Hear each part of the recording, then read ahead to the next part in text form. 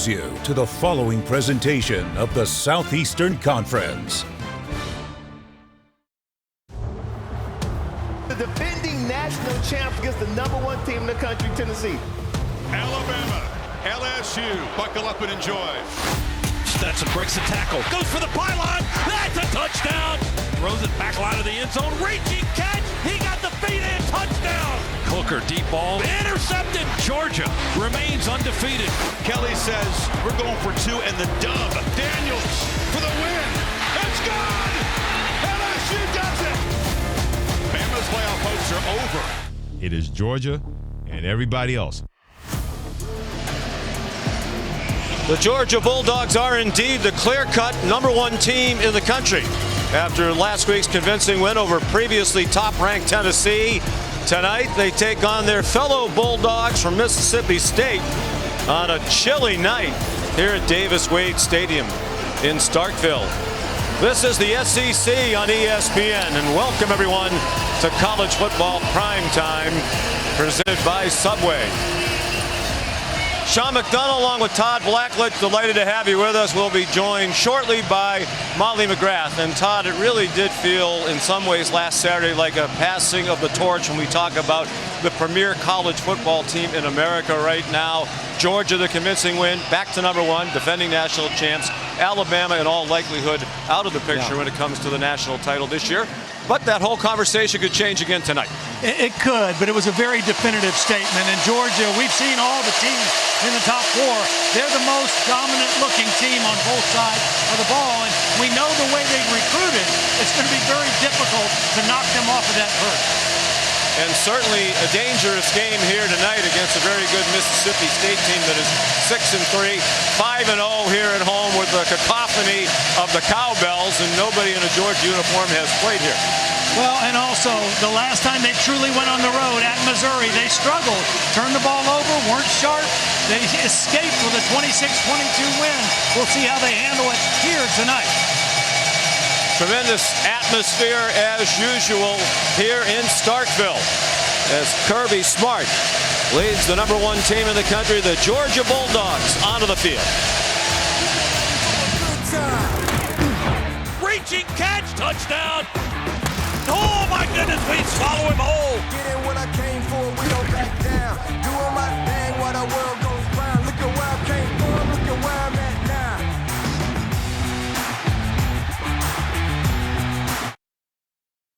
You're watching Veterans Week coverage on ESPN, brought to you by USAA.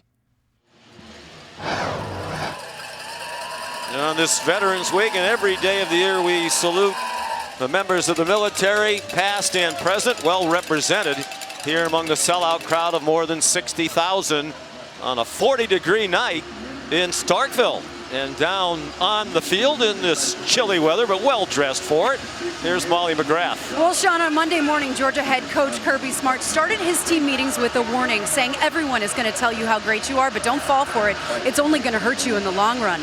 And that message really started on Sunday when his team leaders came to his office and vowed to not get caught up in the hype. The players tell us they have not talked about their #1 ranking. They refuse to even discuss the fact that they can clinch the SEC East with a win tonight. Instead, they're wary of this first trip to Starkville since 2010. They practice with crowd noise all week long, and there was the ringing of cowbells in the hallways in their facility to and from all of their meetings to get them ready for the cacophony of all of this noise, John. It was interesting talking to Kirby Smart. He was ready for all the speeches about this could be a trap game. It's a dangerous opponent. It's a tough place to play. And Kirby played here for Jim Donnan back in the mid-90s. And he said his players came and said, Coach, we got it. That's not what we're about here. We don't take anybody lightly. We're focused on the business at hand.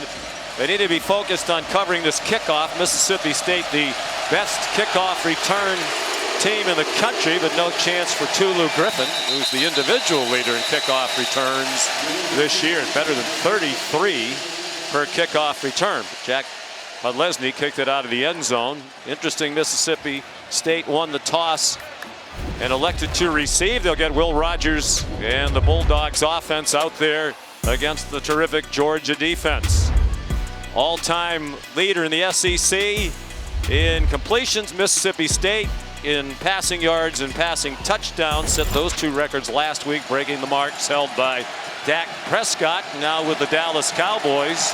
33 completions per game, leading the country's fourth in passing yards. Out of the air raid offense, with a lot of short throws, and they start with a short completion to Jaden Walley, and he was taken down immediately after a gain of 3. I think it's really important for Rodgers to get off to a good start too, because this is an offense that's going to throw it 2/3 of the time, and they count on this quarterback to make great decisions of where to go with the ball and to get it out of his hand quickly.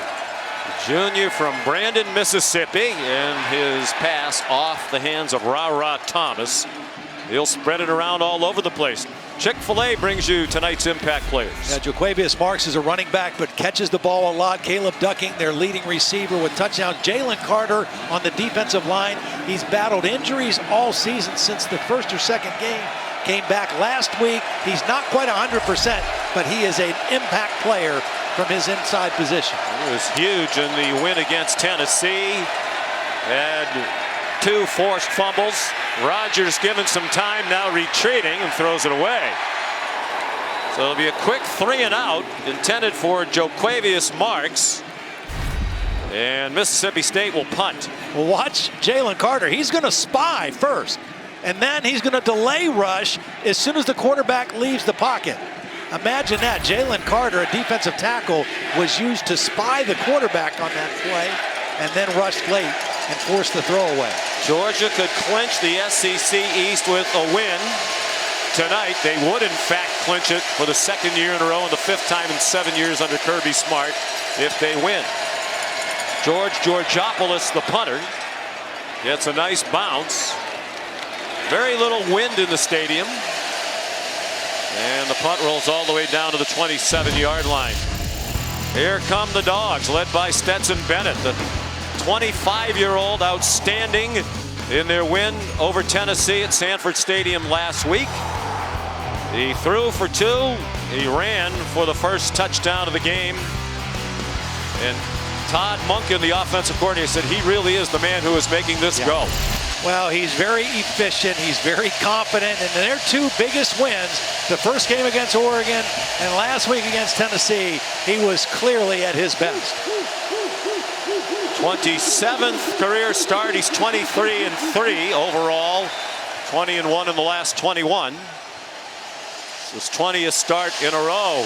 And already the noise. Illegal snap, offense, number 63, 5-yard penalty, first down. Cedric Van Pran, the center. Already perhaps the noise a factor. It certainly was in Georgia's favor last week. What a home crowd advantage they had in the win over the Vols, with 7 false starts for Tennessee on offense. So 1st and 15. Bennett zings one, caught. Marcus Rosemy-Jackson took a big hit and took it out to the 33-yard line. The tempo now for Georgia. One way to kind of quiet this crowd a little bit is to go fast. After a gain of 10, out wide it goes to Rosemy-Jackson again. He's stacked up and has the first down, out of bounds at the 39-yard line. Taken out by Emmanuel Forbes. He's a Chick-fil-A impact player. Yeah, Brock Bowers and Darnell Washington, the 2 tight ends. Everything kind of runs through them on the Georgia offense, and Emmanuel Forbes leading the nation with 5 interceptions. Bowers and Washington just named 2 of the 9 semifinalists for the John Mackey Award as the best tight end in the country. A lot of times they line up side by side. Kenny McIntosh, not much, about 3 against this 3-3-5 defense. And when we talked to Kirby Smart last night, Todd, first thing he said is that defense is really good. Well, and he remembers the last time these teams played in 2020, Georgia could not run the football. They only gained 8 yards rushing against Zach Arnett's defense the first year he put this new system in. And they're a real challenge, a lot of movement with this defensive front. It was the last meeting. It was in Athens in 2020. Bowers his first catch and drags tacklers with him. To the 43-yard line of State. Colin Duncan made the tackle. Well, here's what you see, everything that Bowers can do. He's working on a safety, he catches with his hands, and then he breaks tackle. 15-yard gain. Bennett on target again. And it's the other tight end, Darnell Washington, inside the 15-yard line. Washington lined up in a trip formation, and you see right away these two tight ends, again, the most dynamic position on the team. 30-yard catch followed by a run by McIntosh. He took it down to the 1-yard line. An impressive opening drive. If anybody was worried about a trap game or not bouncing back from that Tennessee win, they are focused and ready to go on both sides. Absolutely. You know, we saw them at South Carolina, and they looked this way too. Very efficient. But they did not play well in the game against Missouri and Columbia. And this is the first true road game since then. They played in Jacksonville against Florida, but that's a neutral site. So the last true road game they had was October 1st in Columbia, Missouri. They break the huddle quickly, and they have to with the play clock running down, and Bennett dropped the snap, and they got on it right at the line of scrimmage. You know, that's a little bit trying to be cute. They come out of the huddle quickly, they want to snap it quick, and they don't get a clean exchange between Van Pran and Stetson Bennett. And they had Jalen Carter, the outstanding defensive lineman, on the field as a fullback, and he's still in the huddle. They lost about a foot on that play. 2nd and goal. Kenny McIntosh, the tailback, following Carter, and he got driven back. Tyrus Wheat, the graduate student. Tyrus Wheat made a beautiful play. He took on the block of Jalen Carter and drove him back. Watch number 2 take on the block right here and then make the play. Jalen Carter hits him, he sheds the block and makes the tackle. That's an unbelievable play by the linebacker Tyrus Wheat. Rashawn Page in there as well.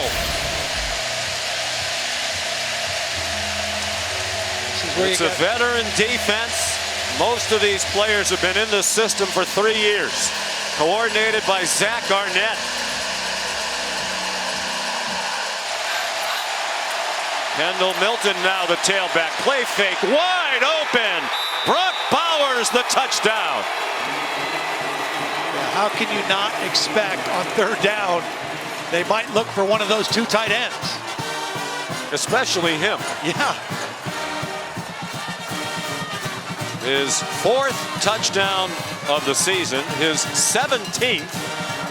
Number 96 for Most Georgia among is now wearing 44. all tight ends in the country. He's scored 17 times through the air in less than 2 full seasons of college football. And already with the 2 catches on that drive, 92 career catches for Bowers in his 2nd season. Extra point good by Jack Podlesny. Well, we talked about the tight ends. Everything runs through the Georgia tight ends. Bowers caught the first one. Then the big catch by Washington down the middle. And then on 3rd and goal, play action fake by Bennett, and Bowers wide open. Georgia on the board first.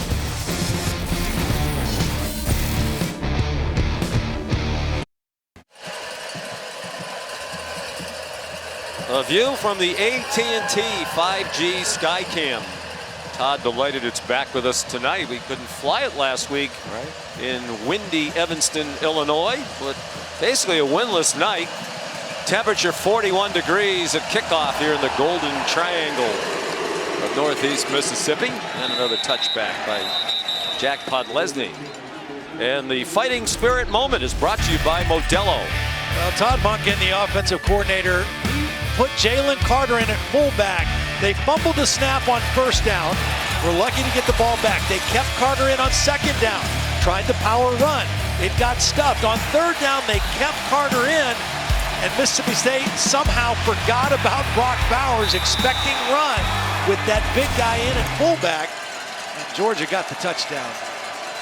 A great start on both sides of the ball for Georgia. They forced the 3 and out in the opening Mississippi State possession. Jo'quavious Marks. They don't run it a lot, but they run it more frequently this season than they have in the previous 2 under Mike Leach, and that's out to the 39 and a first down. Well, they don't normally play with 2 backs in the backfield. This is one of the few times they follow with the lead block, and a nice job by Marks bouncing that outside for a good gain.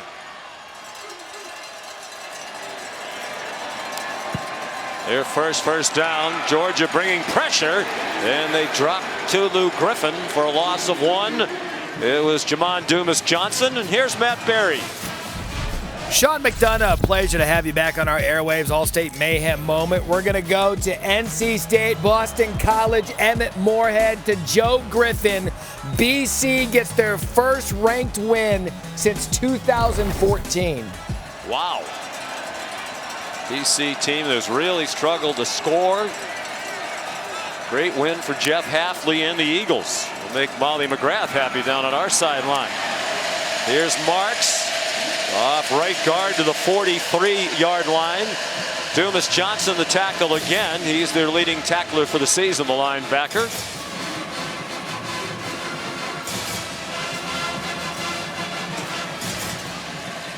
Remarkable performance by this defense, playing without Nolan Smith, who was one of their 3 returning starters.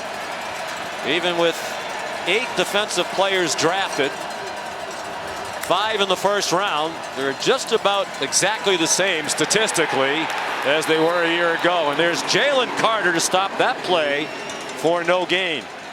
It was Marks again. Yeah, you try to run a draw on 3rd down, think you might pull him, but Jalen Carter just too quick off the ball. Just gets right by the center, LaQuinston Sharp, and makes the play at the line of scrimmage. And Jalen Carter has that ability to win one-on-one battles and make those kind of plays. Number 2 on Mel Kiper's big board, only Will Anderson, outstanding defensive end for Alabama, ahead of him. Georgopoulos. And that center, LaQuinston Sharp, who he whipped, is their best offensive lineman, according to Coach Leach. Another good punt down to the 12-yard line. A 45-yarder.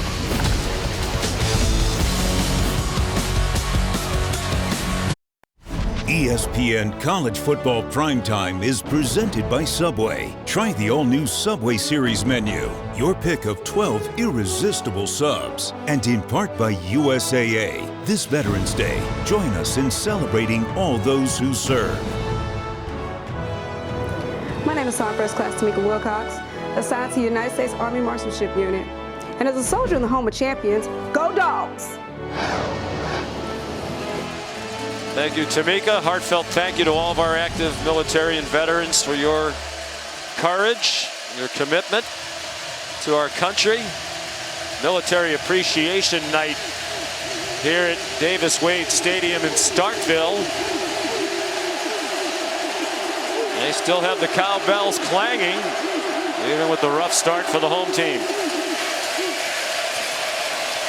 On first down, Dejon Edwards, their leading rusher, got to the 25-yard line. So Georgia can clinch the East with a win here. And congratulations to Brian Kelly and the LSU Tigers. They have clinched the West. They started the day needing a win over Arkansas and an Ole Miss loss in Oxford tonight against Alabama. Both of those things happened. So if Georgia wins this one, Kirby Smart will take on Brian Kelly and the LSU Tigers in Atlanta for the SEC championship.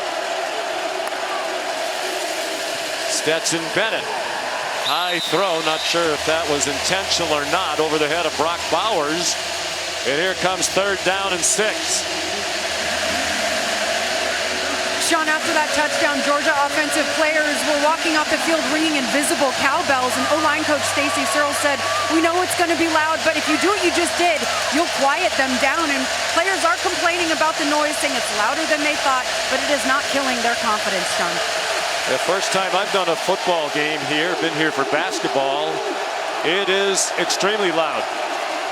Some question why it's allowed. It's a pretty neat tradition here. Brock Bowers did not get the first down. Stopped by Jet Johnson.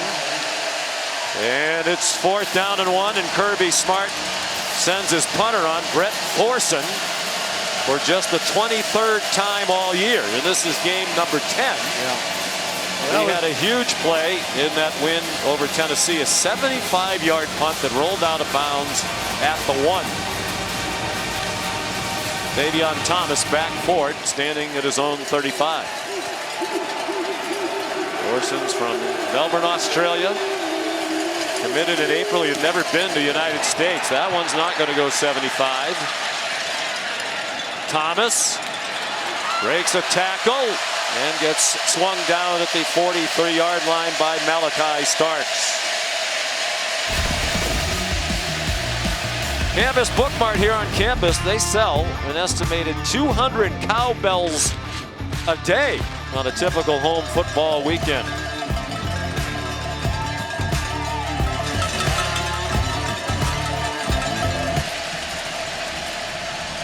We celebrate Veterans Week on ESPN, brought to you by USAA. 1st and 10, Mississippi State in this battle of the Bulldogs. Georgia leading 7-0. Will Rogers flushed and gets it off. Diving catch made at the 49 by Justin Robinson, the former Georgia Bulldog. Well, there you see this offensive breakdown. 1st in the country in pass attempts, last in rush attempts. However, they are running it more this year than ever before under Coach Leach. Yeah, it's not exactly the ground and pound, but they are leaning a bit more on the run for the Pirate, Mike Leach. How about that? Up to 80.7 rush yards per game, ahead starting today of only Indiana and Boston College. If you give them numbers in the box, they will run. They ran well against Arkansas and A&M, 2 of their big wins in conference. They had 162 yards rushing against Arkansas here. 3-3 in the SEC, all 3 wins at home. Been a much better team here. High snap handled. There's Dylan Johnson, who did not get the 1st down. It'll be 4th down and 1. Running against Georgia is just not easy. Holes might appear to be open. They close quickly. Mike Leach considering a 4th down attempt here at midfield. Yeah, they're going for it. Very small play card. That's been chronicled in the past. They don't have a lot of plays. They're out of the shotgun on 4th and 1, just across midfield. Dylan Johnson, the running back. Will they actually snap it? Play clock down at 5 right now. It's at 2, at 1. They just did get it off, and the pass is batted down. Smile Munden came on a blitz and knocked it out of the air, and Georgia takes over on downs. Well, the problem for Mississippi State, this is who's supposed to block Smile Munden. But because he's coming all the way across the formation, he can't get there in time to do anything about getting his hands down. That ball actually hit him in the head. He was coming off the edge, and there was no one to block him early enough to open up this throwing lane on 4th down. And Georgia takes over at midfield. Good spot right here to possibly take a deep shot downfield off of play action. That was a big part of their win last week against Tennessee. They hit the deep balls early against the Vols. And Arian Smith, this guy right here, is the speedster. That's who they targeted twice a week ago. I'm sorry, there he is in motion, number 11. And they stuffed the run for a loss. McIntosh lost 2. Jalen Green leading the way. He's a 5th-year senior transfer from Texas. It's a counter play that takes a while to develop, and Mississippi State got good penetration behind the line of scrimmage to knock that one for a tackle for loss. Again, Stetson Bennett, 6 out of 7 passing, with a touchdown to Brock Bowers for the only score of the game so far. four-man rush. They pressured Bennett. His arm got hit, and it is intercepted. Colin Duncan bringing it back for State. He's shoved out of bounds by Darnell Washington. Tyrus Wheat hit Bennett on the throw and forced the flutter ball. Yeah, Tyrus Wheat on the blitz, got the arm, the ball hung and fluttered in the air. And Mississippi State, who's done a good job taking the football away this year, is there for the interception. Colin Duncan. And Mississippi State overcomes the miss on 4th down and gets the ball back to their offense. Duncan brought it back 23 yards, his first interception of the season, their 10th as a team. They started the day tied for second in interceptions in the SEC, behind only South Carolina's 11. Jo'quavious Marks, the running back, on the right hip of Will Rogers. Down the middle into traffic and almost intercepted. Almost taken back immediately. It was Christopher Smith. It looked like it went off the hands of Wally. Jayden Wally was the intended receiver. The ball got tipped, and Christopher Smith almost got the ball right back. Another of the 3 returning starters. Just named a semi-finalist for the Jim Thorpe Award, one of 12 for the best defensive back in the country. Wow. And that one's almost intercepted. Off of Jamon Dumas Johnson. There is a flag down on the play, back behind the line of scrimmage. The referee is Steve Marlowe. Well, we're seeing tight coverage by this Georgia secondary. No foul for roughing the passer. The defender was blocking to the quarterback. 3rd down. Well, the flag was for roughing the passer. They picked the flag up because... Well, that's not true. No, that's not true at all. Yeah, and it's a low hit.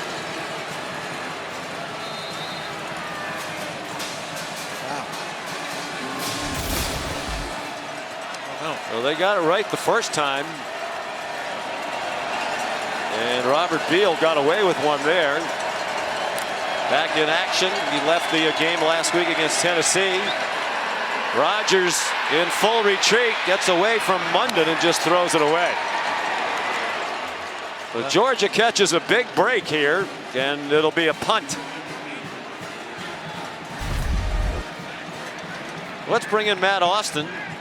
He's our rules expert, watching for his very warm, well-heated home tonight. Hi, Matt. Hello, Sean. What'd you think? Well, I understand why they called it, because the block did knock him off balance, but I agree with you. He could have avoided him. I think he continued his charge on purpose, so I think they probably should have stuck with the flag. George Georgopoulos for the 3rd time in the quarter. That one is not good. Off the side of his foot and out of bounds just inside the 40. Their punting has been erratic. Meanwhile, bodies tangled up on the far sideline. Seems to have been inadvertent.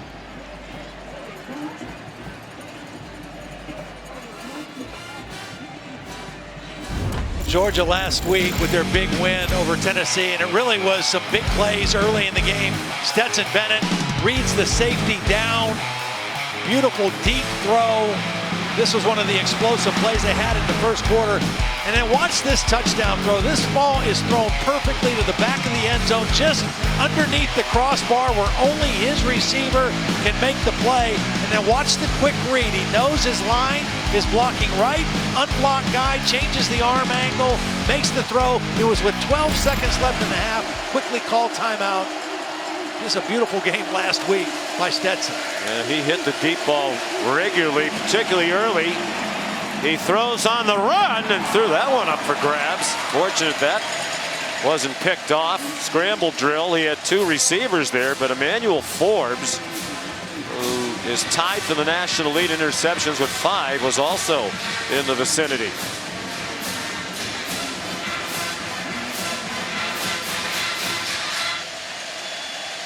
In the first quarter last week against the Vols, they had pass plays of 52, 37, and 49. dominated Tennessee to earn the #1 ranking. Will they still be there when we watch on Tuesday night? Short completion to Dylan Bell. The true freshman got a yard. Forbes was there. Well, Mississippi State has a great opportunity right here to get another 3 and out after their offense was not able to move the football again. You want to keep this crowd engaged the best way you can. A stop here on 3rd down will do just that.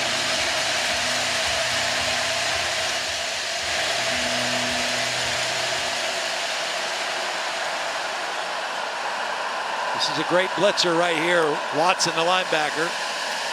Nice pocket for Bennett, and he's on target to Ladd McConkey for the first down. Their leading receiver, and far and away their biggest threat at wide receiver.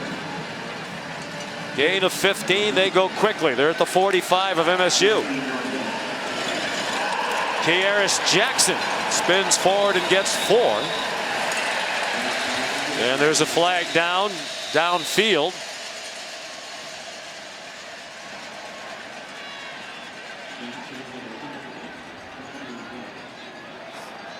Holding, offense #1, 10-yard penalty from the spot of the foul, first down. Marcus Rosemy-Jacksaint.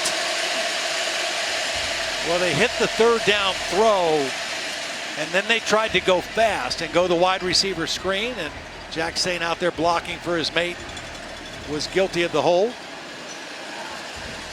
Brings it back to the Georgia 46.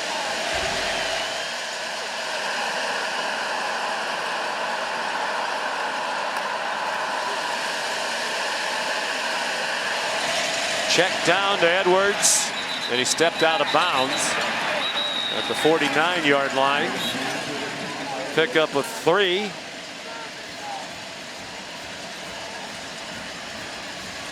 There's Todd Monken. What a tremendous job he has done. You know, it's one thing to have the tight ends, but to devise all these creative ways to use them and involve the running backs in the passing game without a lot of big threats at wide receiver, he deserves a lot of credit. Back in Mississippi, where he was the head coach for 3 years at Southern Miss, down in Hattiesburg.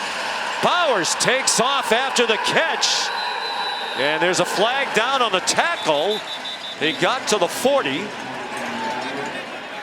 That's short of the first down, but are they going to add something to the end of it? Well, again, the difference in throwing that screen to Bowers compared to a wide receiver is his ability to break tackles. Foul, face mask, 13 defense. The 15-yard penalty from the end of the run, automatic first down. Brock Bowers is the most dynamic player on the Georgia football team. He's the best receiver. He's probably the best runner. There's the face mask by Forbes at the end of the tackle. But you just get this guy the football and good things happen. I mean, he's got receiver skills, he's got running back skills, and he's got strength. He's 6'4", 230. Runs just under a 4.5 40. Kendall Milton stopped for no gain on the last play of the first quarter. Brock Bowers, the only touchdown. #1 Georgia on the move as we head to the second quarter here in Starkville.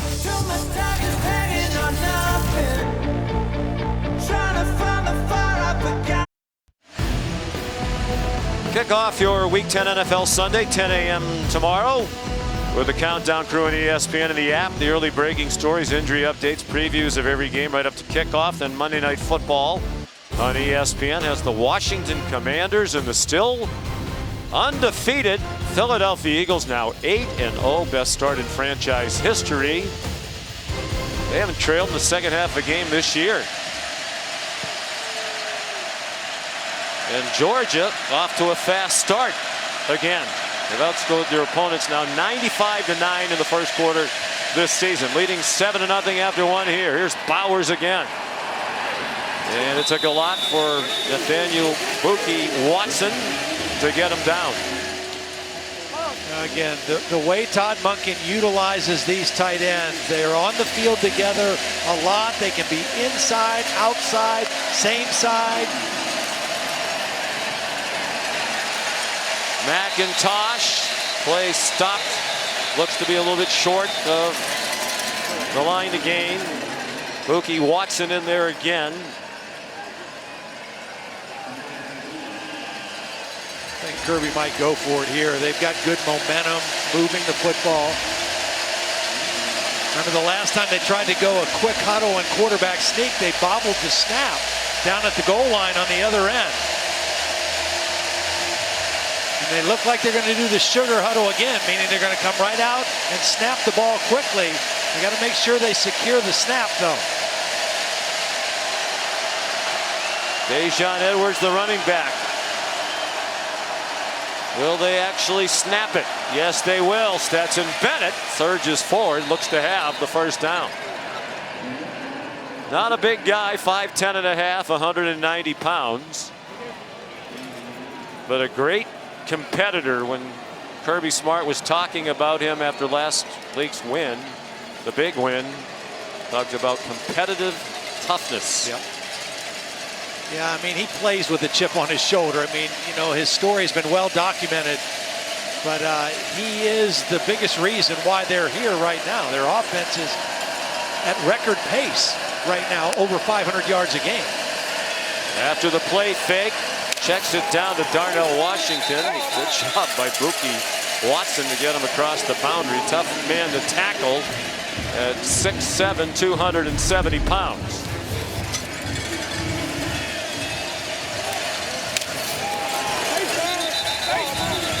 That's a big man. I mean, he's much different in physique than Brock Bowers. Bowers more of a big wide receiver. That is a true tight end body.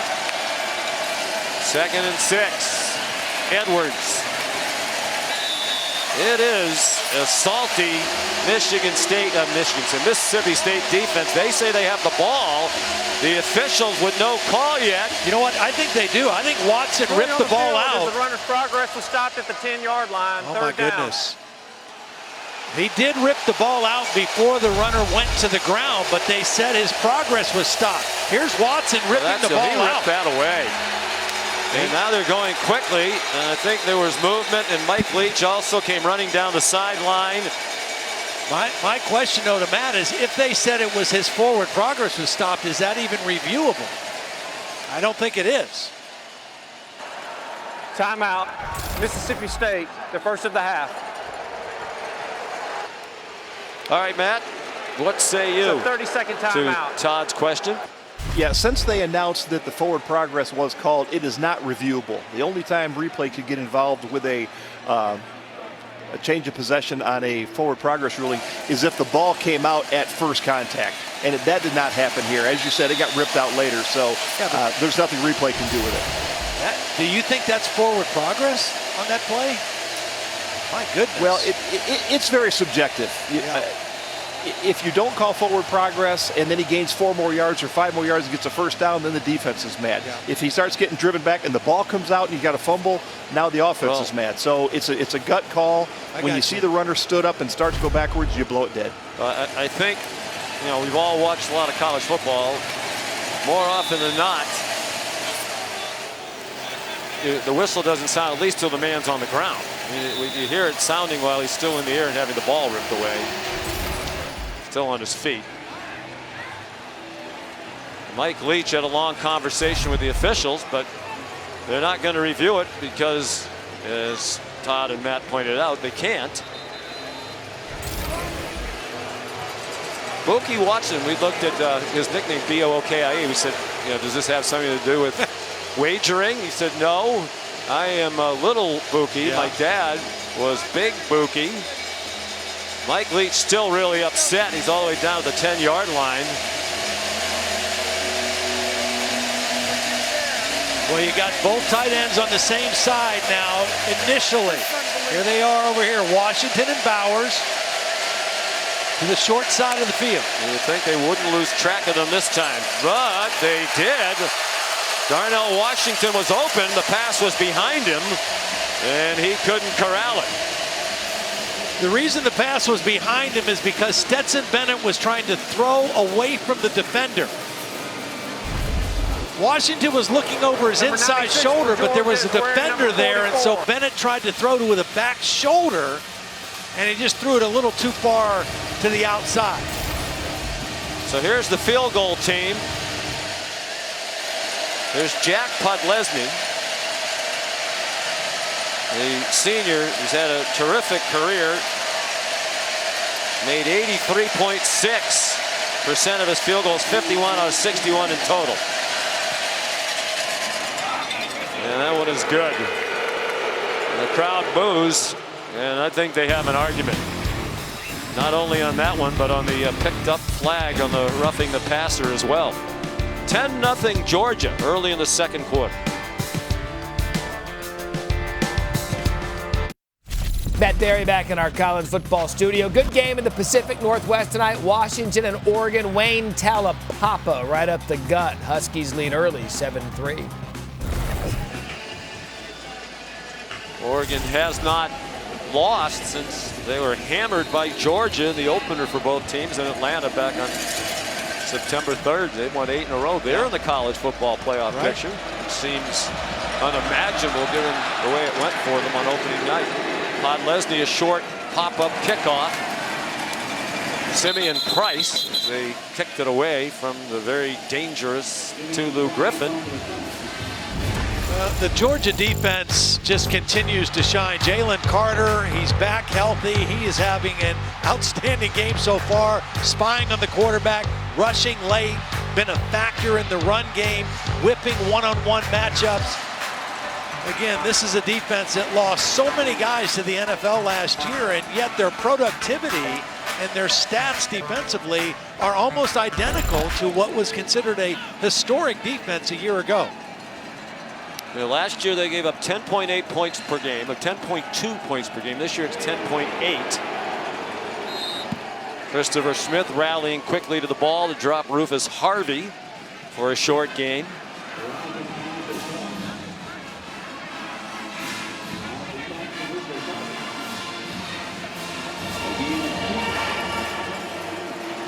Just 32 yards of offense for Mississippi State. Quick slant caught, first down. Harvey again. Well, the points per game just about the same as are the yards per game. It's amazing. It really is. Similar it is. Yep, it really is. They started the day second in scoring defense behind Illinois, but Illinois gave up a bunch in their home loss today to Purdue. So at the moment, Georgia's #1 in scoring defense. Dylan Johnson gets 2. Here's Molly. Well, Sean, linebacker Nolan Smith is taking a player spot on the travel roster. He had a meeting with Kirby Smart on Thursday. They agreed he would travel with the team the rest of the year. He still watches film, attends every practice, and holds a script during practice and games, and he's been coaching up the linebackers on the sidelines this entire game.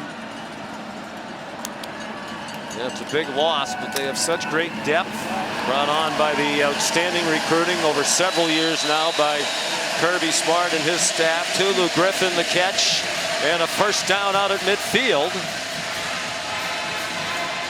Out for the season with a torn pec.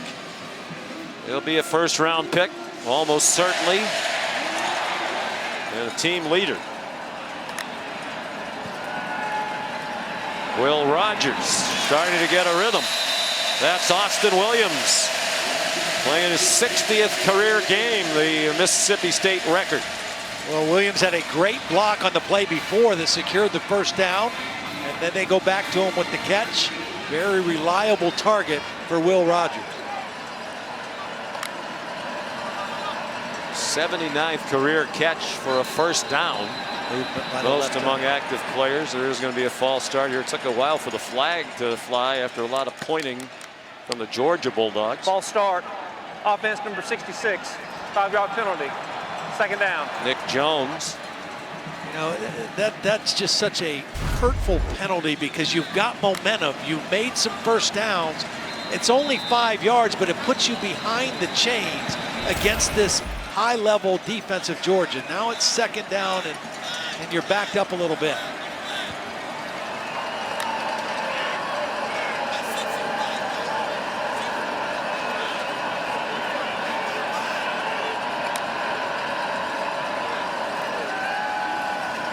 Rodgers under pressure. Still got it to his man for a first down. It's Justin Robinson again. Spent a couple of years at Georgia, and Rodgers reintroduced to Jalen Carter on the throw. Yeah, because of the pressure, he wasn't really able to step into that throw, but Robinson's a big-bodied receiver and was able to shield the defender away. Georgia coaches have a lot of respect for Will Rogers.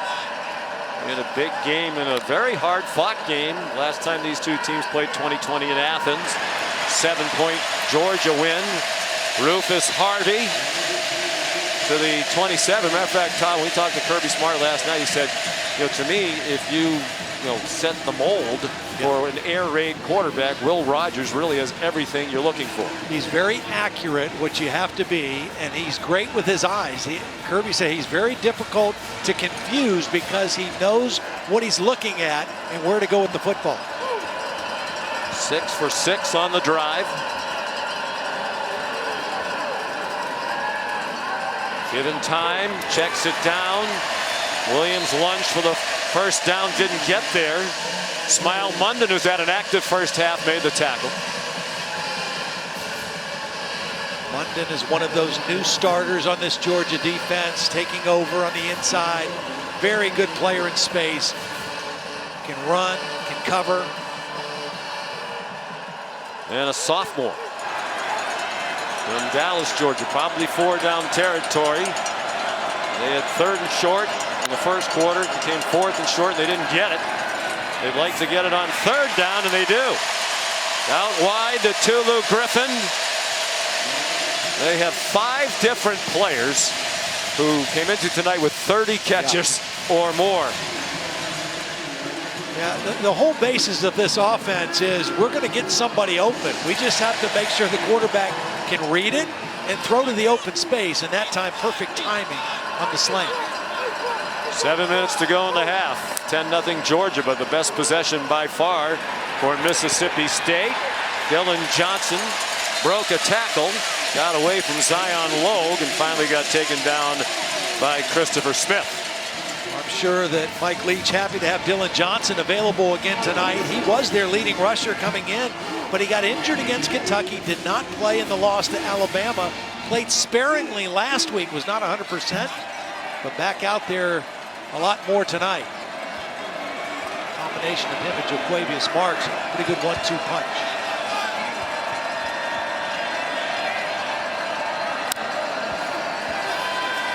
Rodgers throws it in a double coverage and incomplete in the general direction of Griffin. Flag flies at the end of the play.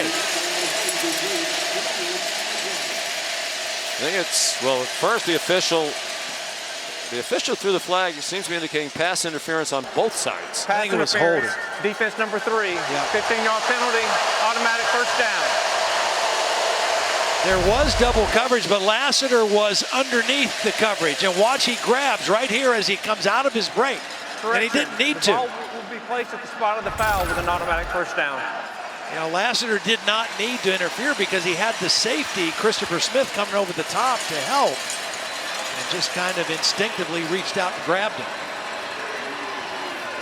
It's a break for Mississippi State. See if they can capitalize and get the ball in the end zone. The team in the red zone, 25 of 27 in terms of scoring in the red zone. And a lot of touchdowns. 22 of those 25 scores are touchdowns. For 2 of the best red zone offenses in the country. Georgia's been the best in the country this year. Back of the end zone, one-handed catch, and then it comes out. Would have been out of bounds anyway for Justin Robinson, a tall target along the back line at 6'4". Might have gotten away with a push-off.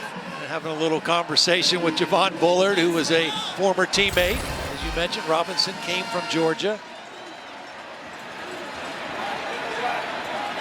Good idea, though, with the big receiver, throwing it to the back of the end zone like that. And unlike Georgia, they don't have any tight ends. Yeah, right. This is where you'd like to borrow Brock Bowers and Darnell Washington. Yeah, or even number 3. Maybe Oscar Delp, maybe. Or the 3rd string guy. 12th play of the drive. Rare 2 backs on the field for Mississippi State, and the play clock expires. The only question, did Mississippi State get a timeout called before the delay flag? of game, timeout, Mississippi State, their second of the half. They did. Should be a 30-second timeout.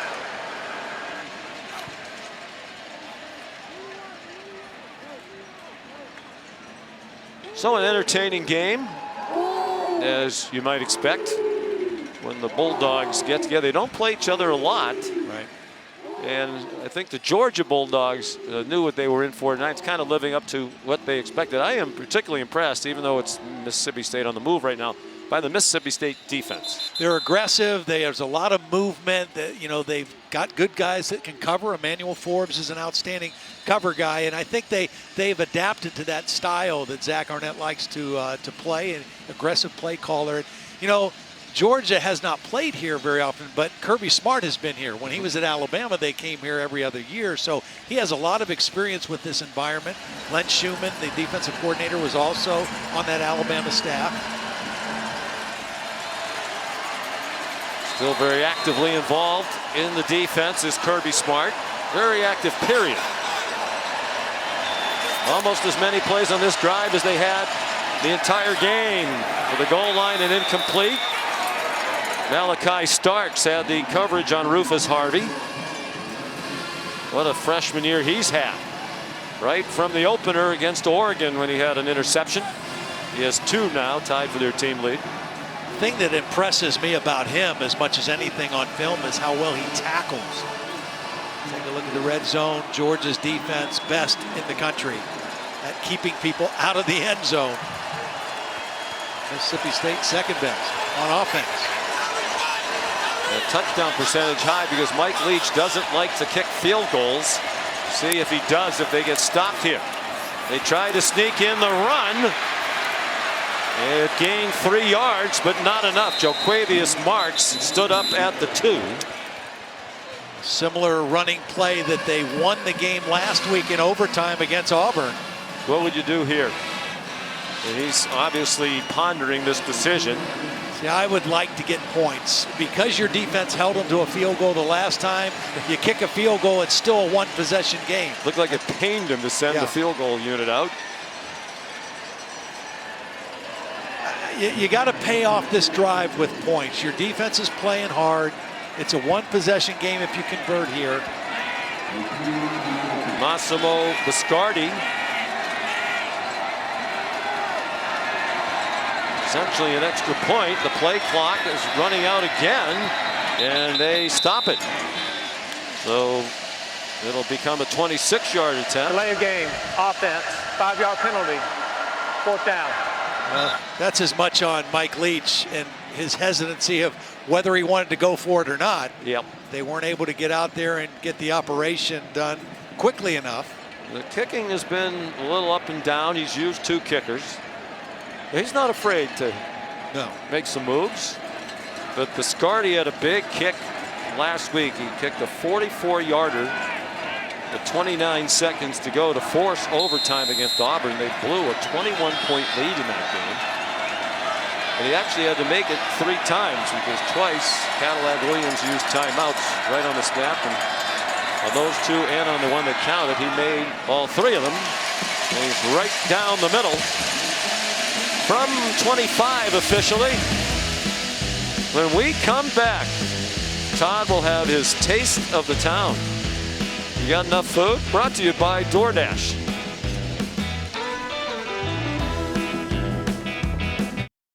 It's time for Todd's Taste of the Town, brought to you by DoorDash. Since 1945, the iconic Starkville Cafe has been located here on Main Street in downtown, and it's the go-to place for a hearty breakfast or a blue plate lunch special.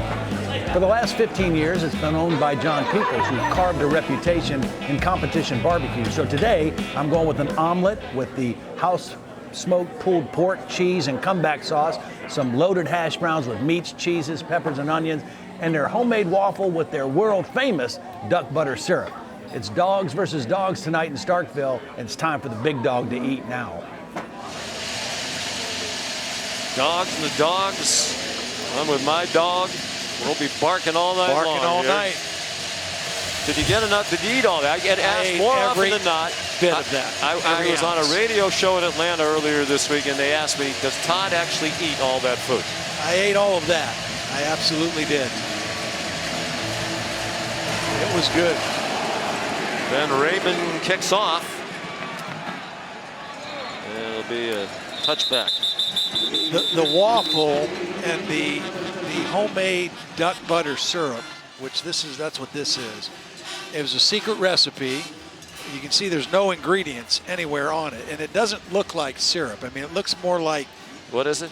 Motor oil. No, it's duck butter for on the waffles and pancakes, but it comes out kind of like an ice cream topping. It's kind of thick. Really? And Was it good? Phenomenal, yeah. It doesn't look great. I'm not gonna lie to you, but I'm sure it's tasty once it's on something. Hey, it'll make you smile. What is the comeback sauce? Comeback sauce is something in the we should all South. know. No, it's something in the South. It's everybody has their own version. It's something special that's going to make you come back for more. Tough run by McIntosh. He went spinning all the way out for a 9-yard gain. Under 5 minutes to go in the half. Georgia, impressive opening drive.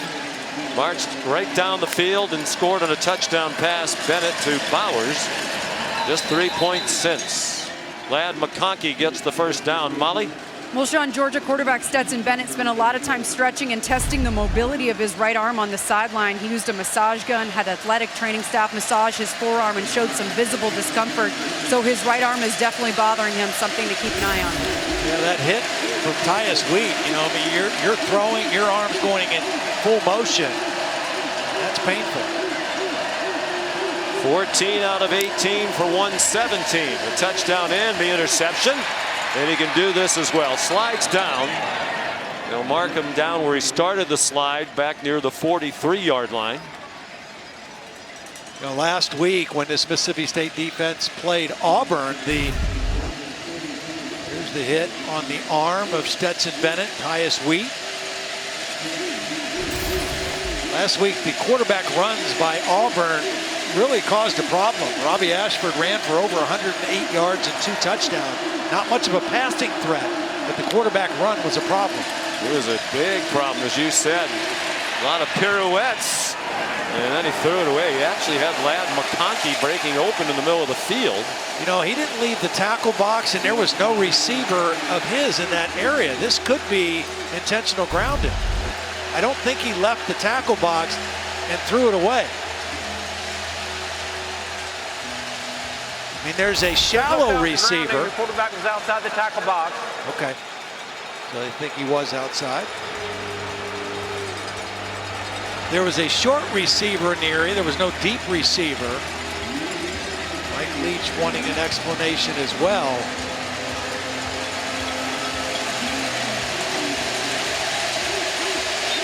'61-year-old head coach. Winner everywhere he's been, winning as coach in Texas Tech history, 84 victories there in 10 years. 8 years at Washington State, and now in his 3rd year here. He's taken 19 of his 21 teams to a bowl game. Bowers is right here. 3rd down and 5. Jack Garnett brings pressure, and they leave the man wide open on the far sideline. Edwards, first down, and out of bounds. Well into Mississippi State territory. It's a 15-yard gain. Yeah, you're right. I mean, here comes the pressure. Nobody accounts for him. They were expecting the back to stay in and block. And well picked up by Stetson Bennett with his eyes. Bennett for Kearis Jackson. What a catch. What a grab. He plucked it away from Emmanuel Forbes for a first down for Georgia at the 14-yard line. What body control, because Forbes was in good position. And Kearis Jackson just made a wonderful play. And another man open. It's Jackson again. He caught the winning touchdown in the 4th quarter in Athens in 2020. A 40-yard touchdown that broke the 24-24 all-tie and was the final score of the game, the Georgia 31-24 win. Bennett, shake and bake, touchdown! Stetson Bennett.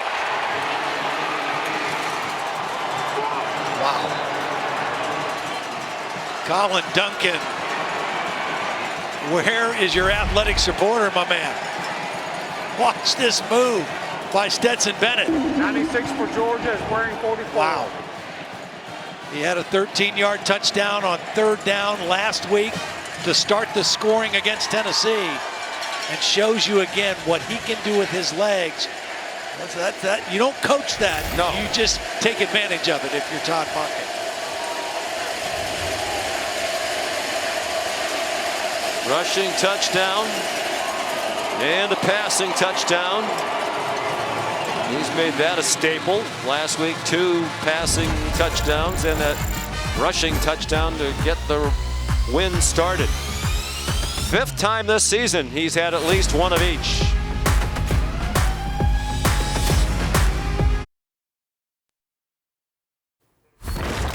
What's in the box? Here's what you have. Matt Berry back in our college football studios. Trust me, the Florida State-Syracuse game is on. ABC, TCU, and Texas. North Carolina, Wake Forest in a shootout on ESPN2.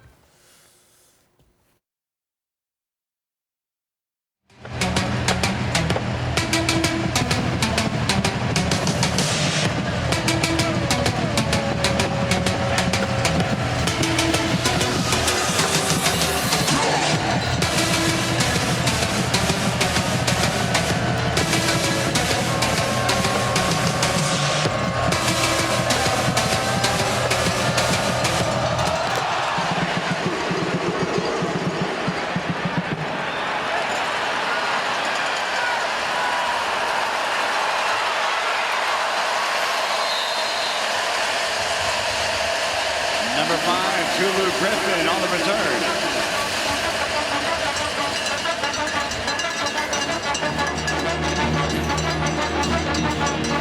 A return of 30 yards.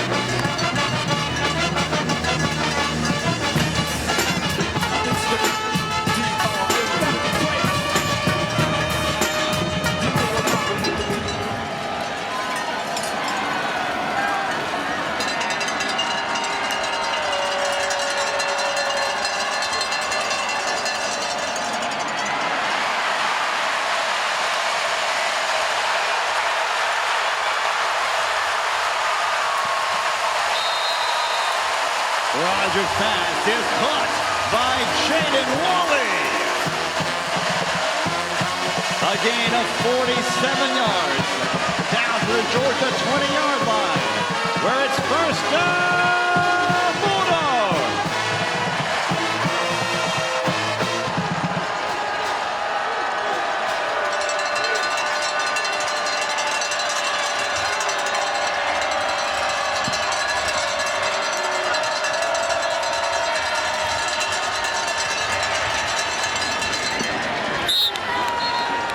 Rogers' pass intended for Walley was thrown out of bounds, incomplete. 2nd down and 10.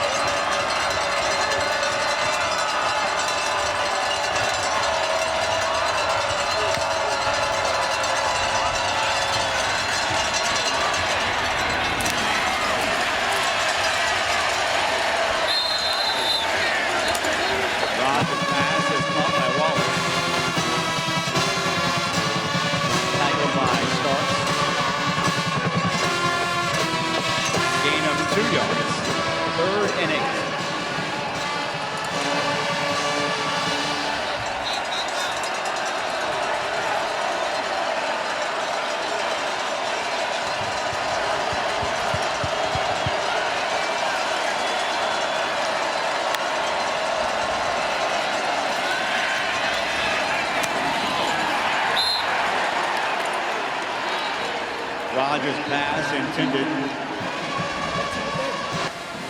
Well, no sign of the field goal team yet. It's 4th down and 8.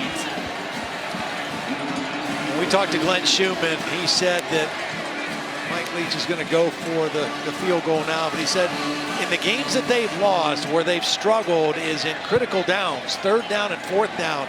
teams have stopped them, and that's been true.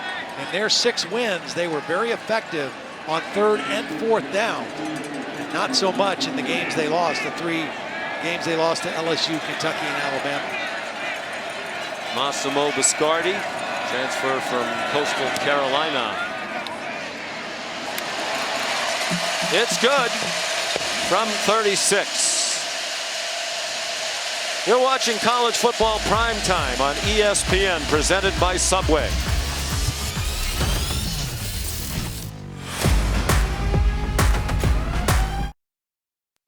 Matt Barry here in our college football studio. Mercedes-Benz halftime report, TCU in Texas, and a big one of the Big 12 highlights of that one coming up. Plus, LSU escaped, Alabama escaped, implications on the SEC championship.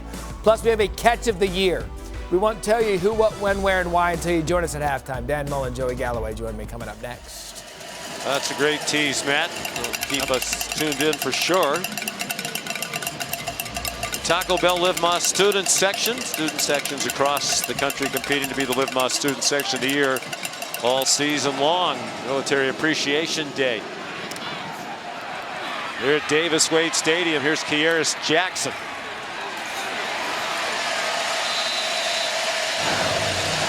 Stopped at the 20. We particularly want to salute the veterans on our crew. Paul Bush does a great job down on the field with the audio. U.S. Navy veteran. And there's Ron Parker, Army veteran, driving the car. Hello, Ron. You're on TV. And two of the all-time great guys, too. Ron's also the executive producer of Taste of the Town. Really? Yeah. Oh, yeah. Is that a paid job? No, it's a volunteer job, but he enjoys it. Does he at least get to eat as part of it? He does. He does. He gets to hold the light, and then he eats.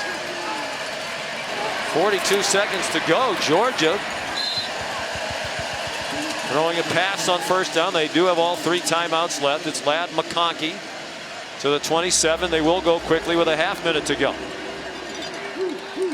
They're trusting Stetson Bennett not to make a big mistake, and he threw that one away over the head of Kenny McIntosh.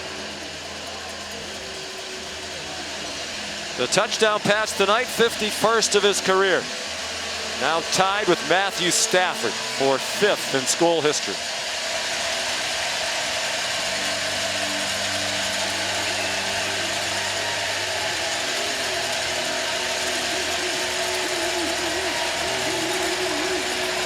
Joined their program in 2017 as a walk-on. This is the first season he was the clear-cut starter to start the year. And he has had a tremendous season. Dumps it off, incomplete. Well, now with the decision to play it like that, Todd, you know, they're going to have to punt, and they've left some time for Mississippi State and a timeout. And I wouldn't be surprised if Mississippi State goes after the punt first and foremost. I mean, you got to see if you can get to the punter first. You've got 1 timeout if your offense does get the football. They've only had the 1 explosive pass play in the first half, and that was in the last possession. Xavion Thomas.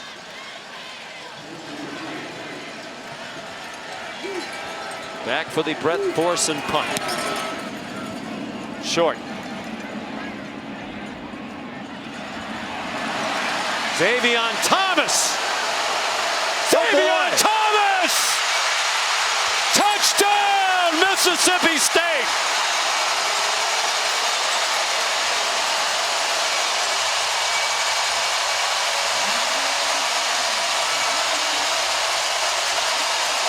Kirby Smart got greedy at the end of the half, and he paid a big price.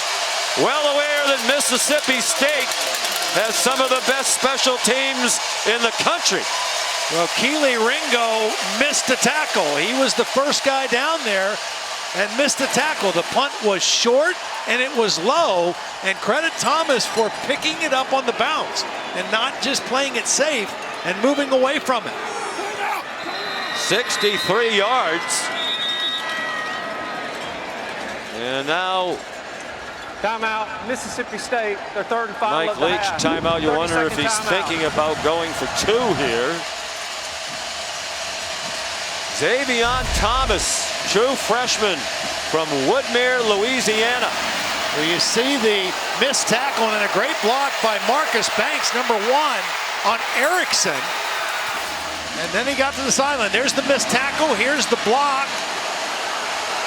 And just well executed down the sideline. The special teams, particularly the return units for Mississippi State, have been outstanding all season. Yeah, have been for a few years. I mean, that's why you're playing with fire when you play it the way they did. And you made the point earlier, Georgia's going to get the ball to start the second half. Right. 2 incomplete passes, stopped the clock. Mississippi State didn't even have to use a timeout. They didn't have to do anything. And they set up the punt return and ended up getting more than they even hoped they could get, which was with a touchdown. It does look like they're going to go for 2 after the timeout.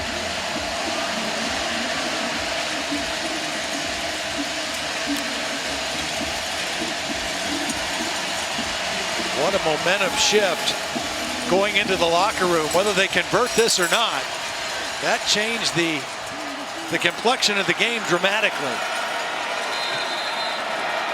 Dylan Johnson, the running back. 3 receivers to the left.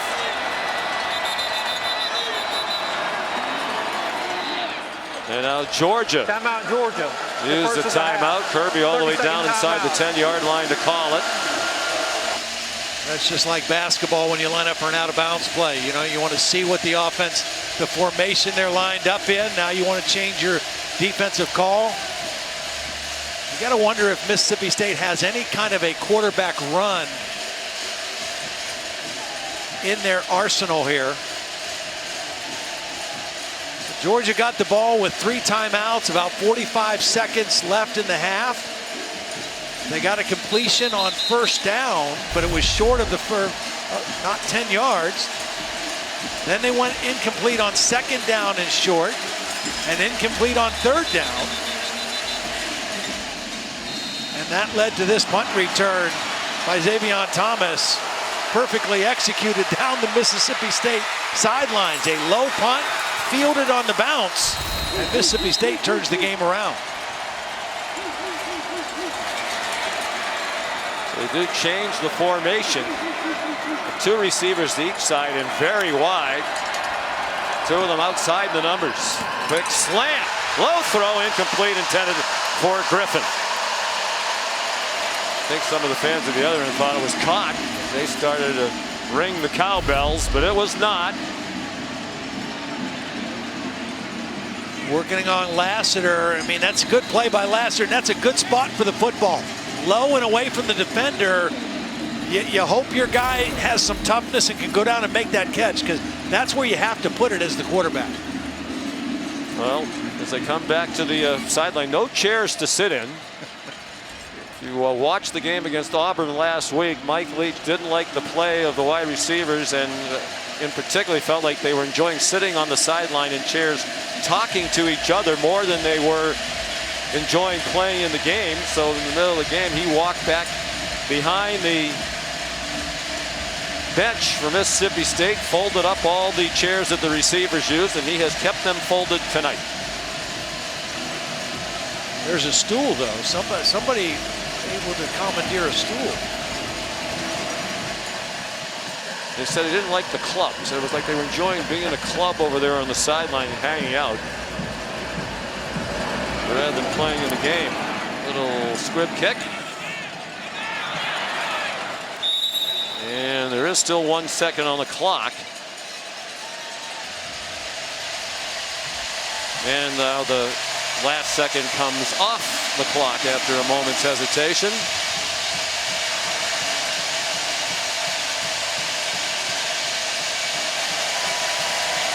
So the punt return touchdown has changed the tenor of this and raised the volume of the cowbells. Here's Molly with Mike Leach. Coach, what a momentum shift. How huge was that Xavion Thomas touchdown heading into the locker room?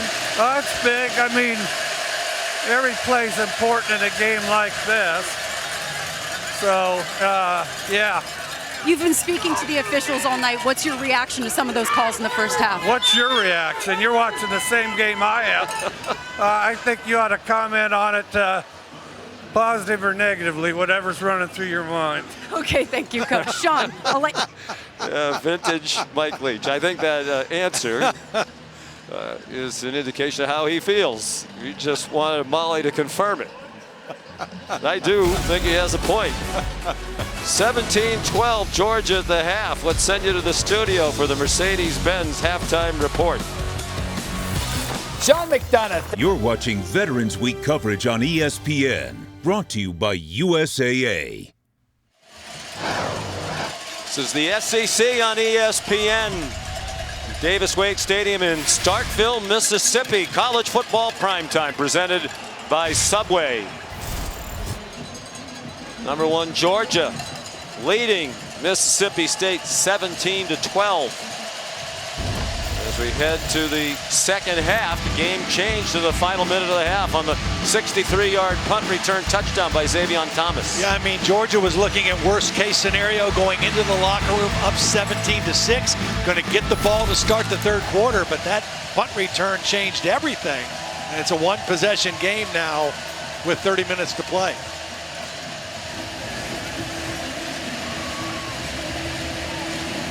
Here's Jackson back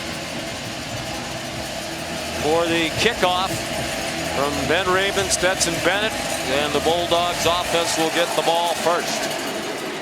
Of course, they're both the Bulldogs.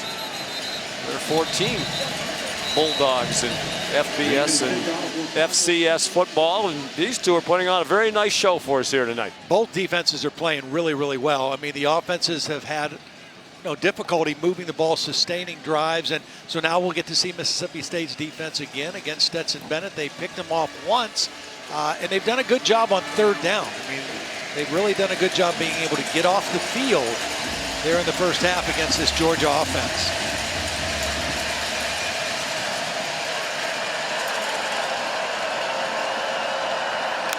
Bennett 18 out of 25 in the first half, hands it off to Kenny McIntosh for a 6-yard run. Here's Molly McGrath. Well, Georgia head coach Kirby Smart was really frustrated with how that first half ended. He said, I was really disappointed because we didn't cover that punt return touchdown well. We didn't have as many speed guys on the field. And he said that sequence at the end of the half really changed the momentum of the game and brought Mississippi State's fans back into it. He wants his team to cover better and stay confident in the face of adversity, and admitted that the crowd has gotten to his team at times during this game, Sean.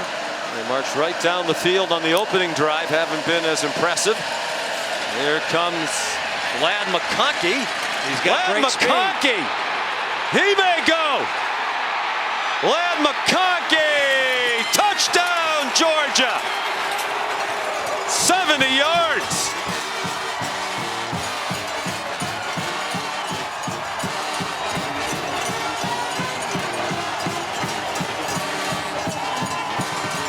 Had a big touchdown a week ago against Tennessee on a stutter and go. Georgia is wearing 44. He has outstanding speed, and that time, huge play right out of the locker room for the Georgia offense.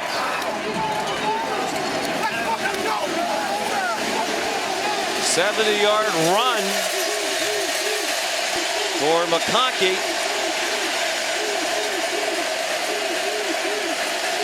Longest run given up by Mississippi State this year.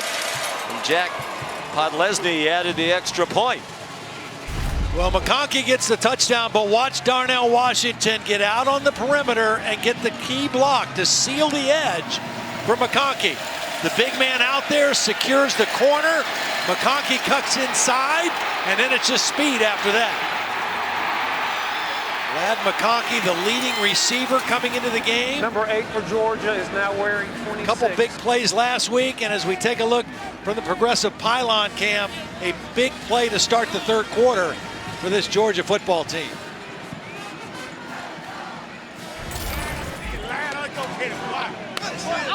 Redshirt sophomore, Chatsworth, Georgia.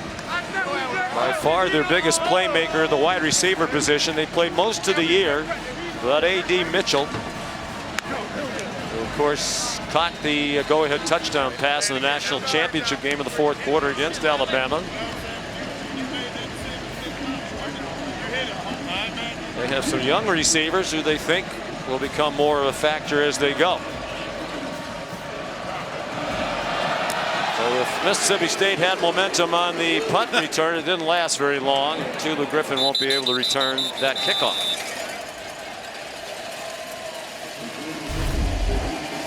Well, again, a little misdirection play.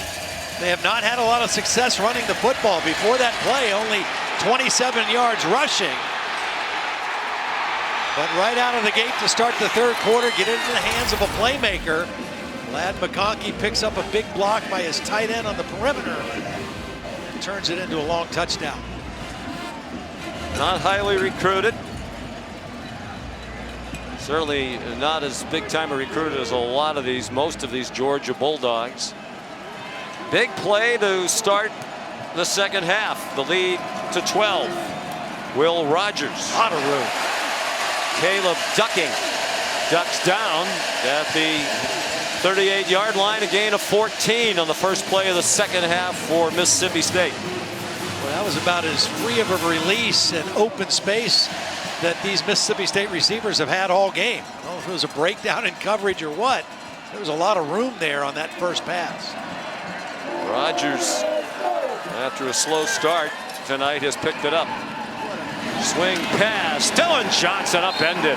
Flying up from the corner, Kamari Lassiter. Part of the problem on this for Mississippi State is the ball was thrown behind Dylan Johnson. And because he had to kind of reach around to catch it, he wasn't able to keep his eyes downfield and even have a chance to make a move to make that first defender miss. So that swing pass, you want it out in front so the running back can catch it and run without reaching back for the football. Loss of 3. And that's going in reverse as well. Ra Thomas. There's nothing to cheer about there. Smile Munden. A loss back to the 34-yard line.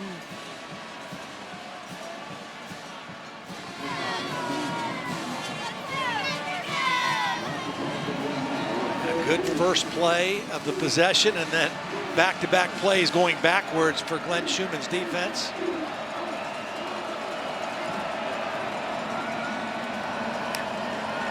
Third and 14. Georgia brought pressure up the middle. The ball comes out incomplete.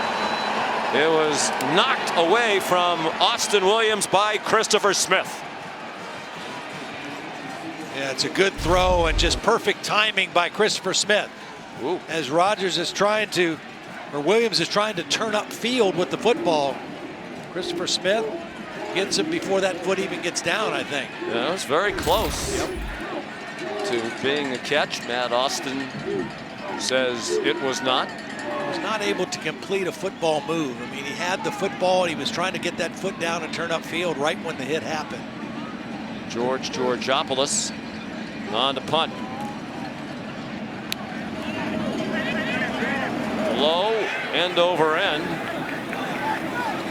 And it backspins down at the 33-yard line. Just a 33-yard punt. Ladd McConkey with an electric start to the second half for the Bulldogs from Athens, Georgia. They're up by 12.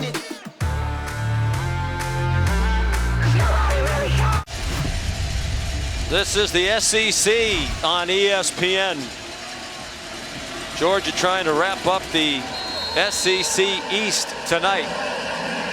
The West already decided today. LSU will play in Atlanta.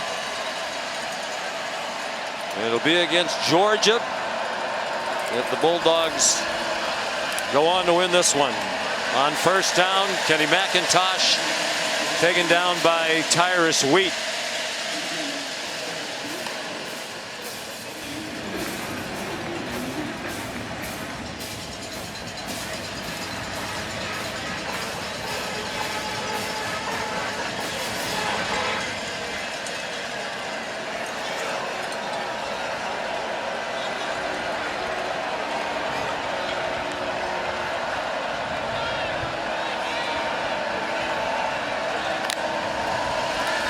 Stetson Bennett, pressure coming, throws through the hands of his intended receiver. It was intended for Marcus Rosemy-Jackson, and he was well covered. Emmanuel Forbes is right there with him. He's reading the eyes, and when he saw the hands go up, he just got that hand up in between the hands of the receiver. That's just well played by Emmanuel Forbes, playing the football. Forbes, one of the 12 semifinalists for the Thorpe Award, is the best DB in the country. 3rd down and 8. Feels like a big play, even though we're early in the 3rd quarter. 4-man rush, lots of time. Stetson Bennett for Jackson. Here's Jackson, another deep ball catch to the 34. The 30-yard pickup. It was a beautiful throw. Watch, he's going to just drop it in this area right here. Beautiful throw, touch by Stetson Bennett. Wow. And the safety coming over the top to help, or the corner, Richardson, just a little bit late to get there. Made the tackle, but wasn't able to make a play on the football. What a throw. You know, and why not try it, Todd? Because if it's incomplete, you're going to punt anyway. Here's Bennett going deep again. And that one was closer to the defenders than it was to Kearis Jackson. Colin Duncan and Jackie Matthews in double coverage. Here's Jackson, a little winded, comes off. Good player and by all accounts a terrific guy. One of the 11 players around the country selected to the All-State American Football Coaches Association Good Works team for the work Kearis does in the community. McIntosh tried hard, but finally knocked down at the 34-yard line. Beautiful job by Jalen Green, one of the safeties, coming up quickly to make a play at the line of scrimmage, bringing up another 3rd and long here for Stetson Bennett, the Bulldogs.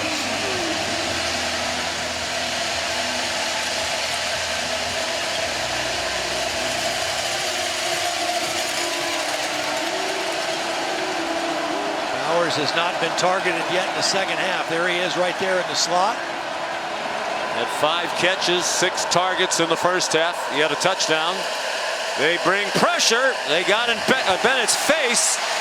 Jet Johnson, the linebacker, and now flag thrown by the back judge.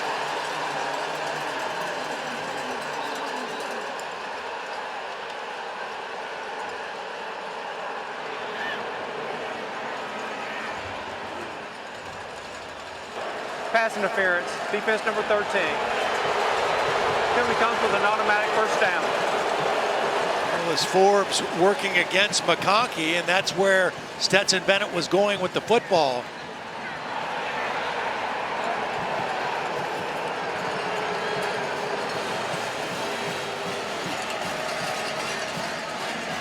Another huge call.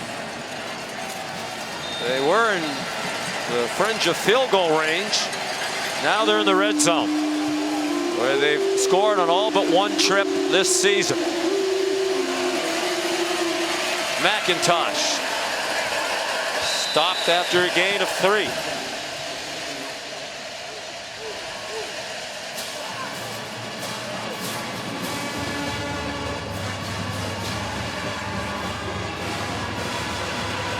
Second and 7.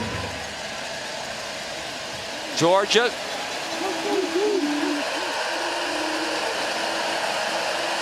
Came into tonight 50 scores on 51 red zone possessions, 98%.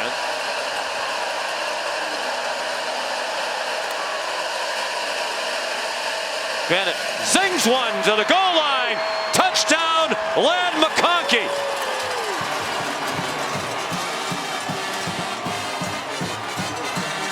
The penalty against Forbes was huge, and it opens the door for a 17-yard receiving touchdown. He does a great job of attacking leverage of the defender. He's in the slot. The defender has inside position. He takes that away and cuts right in front of Jackie Matthews. And Stetson Bennett right on target with the football. 70-yard run to open the half. He had 80 career rushing yards before that play. And now the touchdown reception. And the pass interference call huge.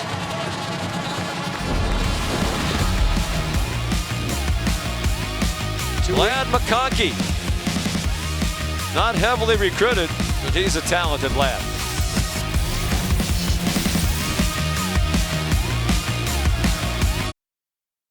ESPN College Football Primetime, presented by Subway, is brought to you by Chick-fil-A. It's the little things that make game day worth celebrating. Lots of Chick-fil-A in the pregame. During the commercial break, Mike Leach spent almost all of it talking to the officials. Steve Marlowe, the referee, listening intently. Let's bring in Matt Austin. Matt, what'd you think here on this very important call? Yeah, I think this was a good call. You can see the defender's got his hands all over him, and as he cuts, he's got a hold of the bottom of his shirt, and he definitely knocks him off his route. So I agree with this call. I think that's unanimous here in the booth. Jack Podlesny. This is returnable for Griffin. Tulu Griffin to the 29-yard line. So second game this season, McConkey's had a rushing touchdown and a receiving touchdown. He did it against Oregon. Well, beautiful route and a beautiful throw. I mean, it's one-on-one coverage. There is a linebacker underneath, so Bennett has to kind of get it over the linebacker, Jet Johnson. Once again, just perfect touch and timing. Has that chemistry with Ladd McConkey for sure. McConkey, a big game a week ago against Tennessee. Back at it again tonight. He had 5 for 94 in terms of receptions and a touchdown against the Vols last week.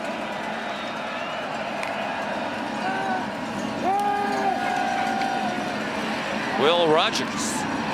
Incomplete, trying to get it to Griffin. He was covered by Kamari Lassiter.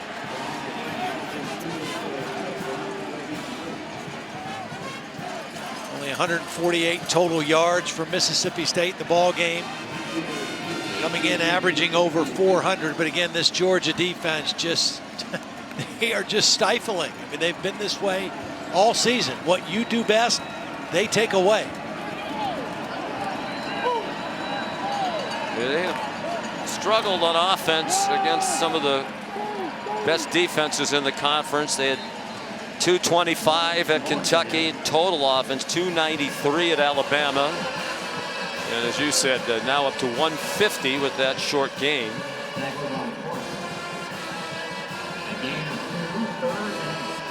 They've run the ball only 8 times tonight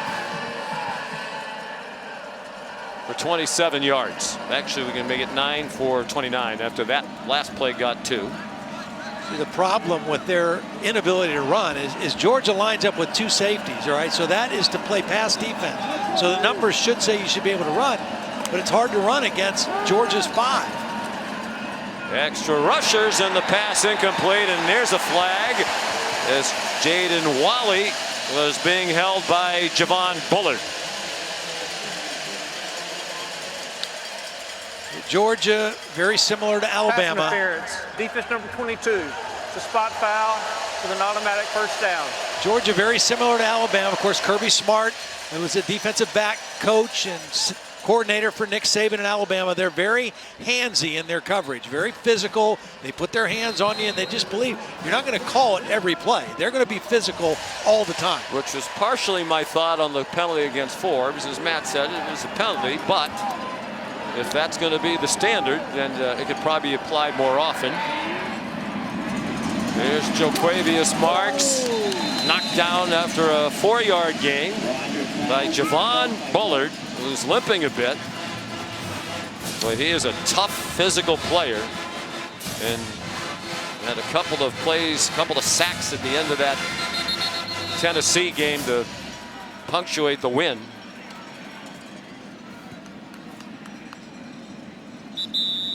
As I take a look at him, we'll step aside. Nearly midway through the 3rd quarter in Starkville.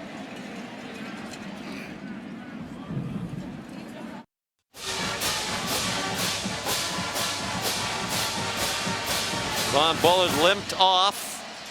Looks like a right leg injury on this play.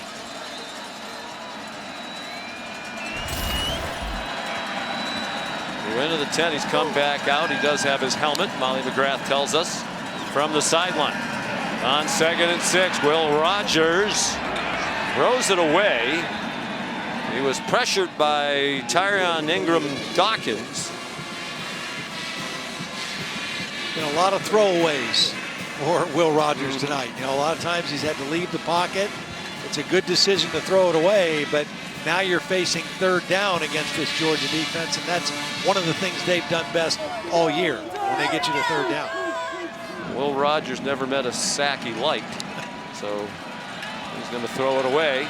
He was sacked 5 times last week against Auburn, and that was a real high. I mean, their pass protection has been a lot better than it was a week ago. He's throwing a deep ball, a little bit too deep for Jaden Walley, who was open.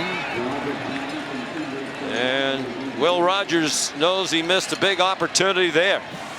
They can lull you to sleep with all of those short throws, then they mix in the deep one. Well, he had Walley going deep, and he also had Robinson coming into the middle.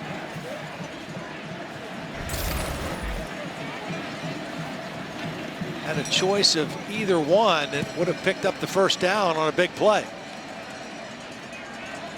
Well, McConkey has had a rushing touchdown, receiving touchdown. Could he have a return touchdown here in the 3rd quarter, midway through? And down in distance, you have to be alert to a fake, too, if you're Georgia. Georgopoulos, low line drive, and caught with a fair catch at the 25-yard line. Well, college basketball's underway. The 12th annual State Farm Champions Classic tips off Tuesday. As usual, great matchups. It's back in Indianapolis this year. It'll start with number 4 Kentucky taking on Michigan State at 7.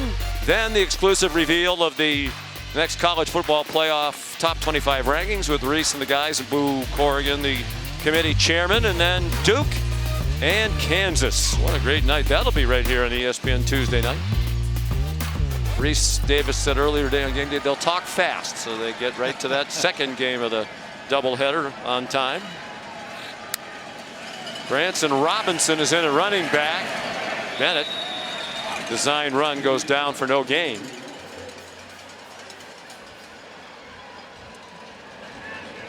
Did you buy one of his t-shirts? I did not. One of his sweatshirts online. He took advantage of an interesting situation last weekend.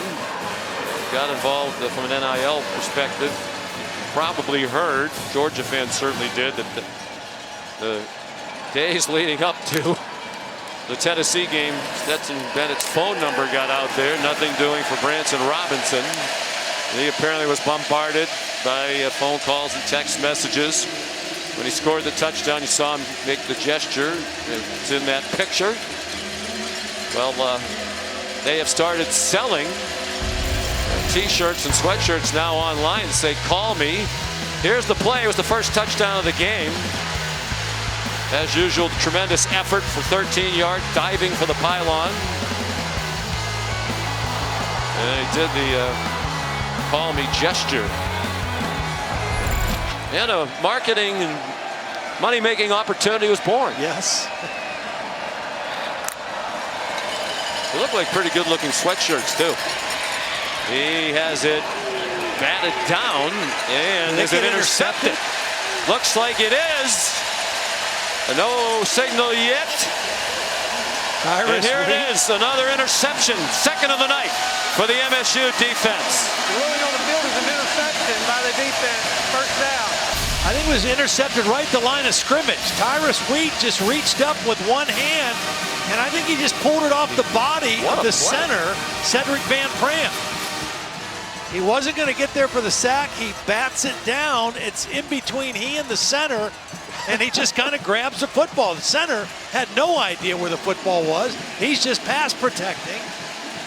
What an athletic play. Boy, the more you watch him, the more you're impressed. Yep. 31st career start. We mentioned part of the veteran defense. That's a big takeaway. They start at the 22 in dire need of a score with 6 minutes to go in the 3rd quarter. Dump down for Dylan Johnson. Weaving inside the 10 and down at the 6. Tackled by Malachi Starks. Well, here's an interesting thing. Even though this is a 31-12 game, Mississippi State has a chance to crawl right back in it. In all the closest games Georgia has had this year, they've had 2 or more turnovers in the game. That's the second turnover now for the Georgia offense. Well, they haven't been great in that area. They're now -2 for the season in turnover margin, with the -2 tonight, both on Stetson Bennett interceptions. Will Rogers has a man wide open and a touchdown. Rufus Harvey.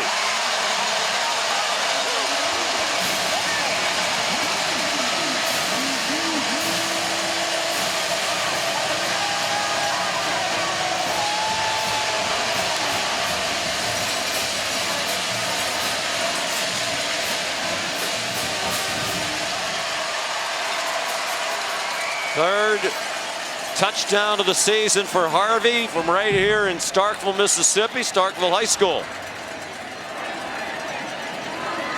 Massimo Biscardi adds the extra point. A little surprised they didn't go for 2 there, try to make it an 11-point game where an 8-3 gets you tied. Well, great little route combination. Here's Harvey right here. He's going to go out, and they're going to bring in Javon Bullard, who left the game, went in the injury tent. He's in coverage, and he just gets left. Bullard gets left behind. You got to wonder if he's a little banged up in that coverage situation. And he was way out of position and beaten quickly right off the ball. Did not look to be running smoothly. Will Rogers, the touchdown pass. His first of the night off the tremendous interception by Tyrus Wheat.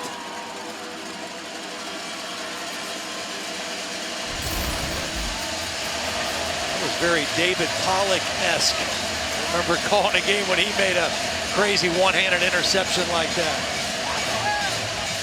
for these Georgia Bulldogs back in the day.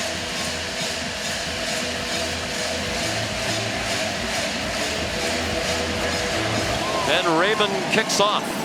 Transfer from Northern Colorado. And a fair catch made by Kearis Jackson. Now a quick word from Verbo. It's Tim Tebow in a Verbo, where you have the run of the entire place.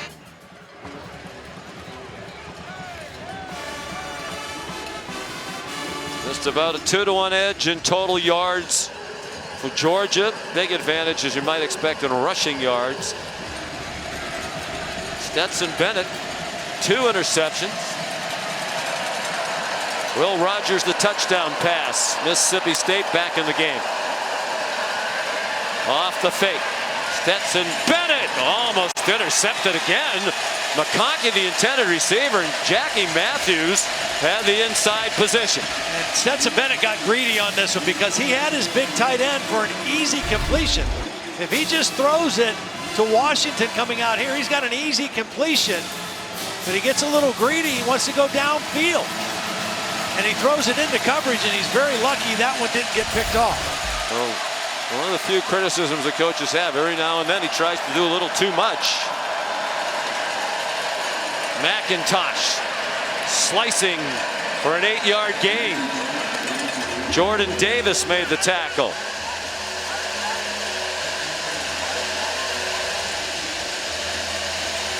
They go quickly to the line for 3rd down and just under 2. Bennett fires, caught. Rosemy-Jacksaint shoved out of bounds with a 1st down. Todd Monken told us that Rosemy-Jacksaint is kind of a situational receiver, not an every down receiver, but I'll tell you what, when they called his number today, he's made big plays. Big catches, had a huge touchdown catch last week in the back of the end zone. Beautiful catch, leaping catch right underneath the crossbar. Made another nice catch later in the game on a ball thrown behind him. If he's a role player, he's a pretty good role player. Junior from Pompano Beach. St. Thomas Aquinas produced so many outstanding players. Bennett takes off running. He's across the line of scrimmage and dives down Going to mark it at about the 49-yard line, chased by Jet Johnson. And we're under 4 minutes to go in the third quarter. Georgia clinches the SEC East with a win. They would play LSU in Atlanta for the SEC championship.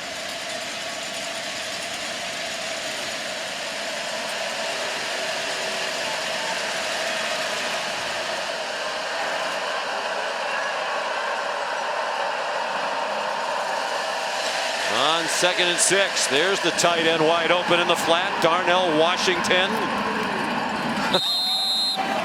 Camryon Richardson looked like he was trying to figure out from it, how am I supposed to tackle that man? Here is Matt Berry.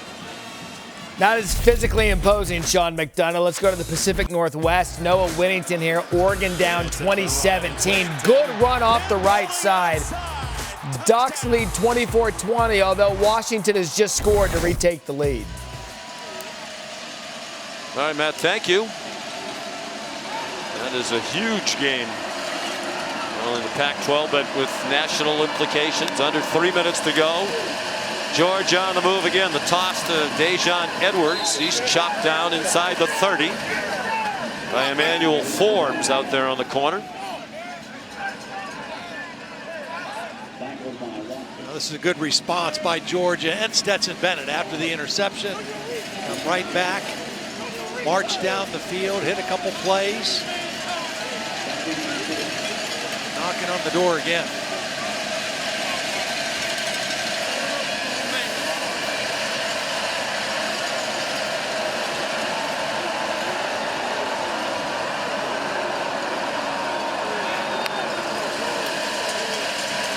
Here comes pressure. He just got it off. McConkey! Another catch! Down to the 1-yard line. Well, it's a little slot fade, and when you run the fade from the slot, you have all kind of field to work with to the outside, and it's a beautiful throw by Stetson Bennett. They're going to go quickly again after a 28-yard gain. And they stuff the run. McIntosh stuffed by Jalen Green with help from others. See, when you go from the slot, you've got all that room to the outside, throw it over the outside shoulder. Impossible to defend.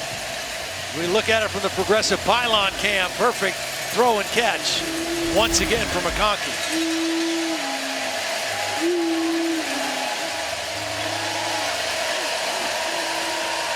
A lot of that damage done here in the third quarter. What a quarter for Ladd McConkey.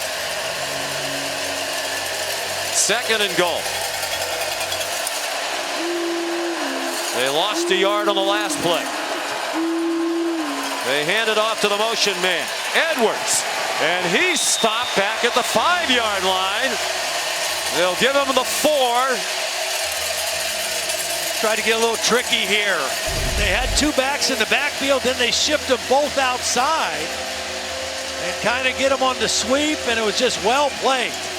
Perfectly done. Sherman Timms, number 34, was the guy who set the edge. Didn't get the tackle, but made the play. You wonder about the tight ends. 3rd down and goal. They bring pressure. It's well blocked. McConkey for Bowers. And the tight end had it knocked away on a great play by Jackie Matthews. Yeah, he was going for Bowers. It's a good throw, but a beautiful play by Jackie Matthews.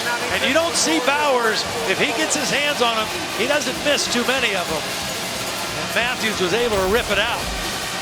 That is a big stand by the state defense. Here's Podlesny. 22-yarder. Stetson Bennett is the holder. And it was nearly blocked. They hit the kicker and the flag's thrown. Emmanuel Forbes came off the corner.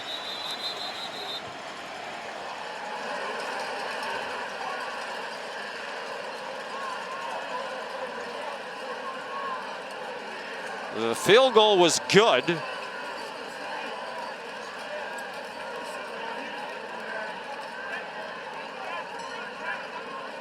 Well, if it's roughing the kicker and you get a first down, you take points off the board. Absolutely, of course you do. Go for the touchdown, this field position.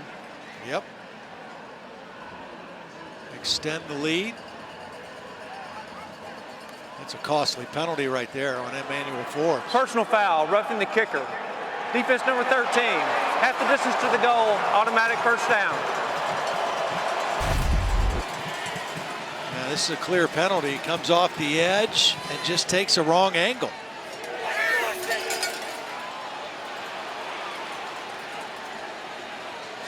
No doubt about it. Yep.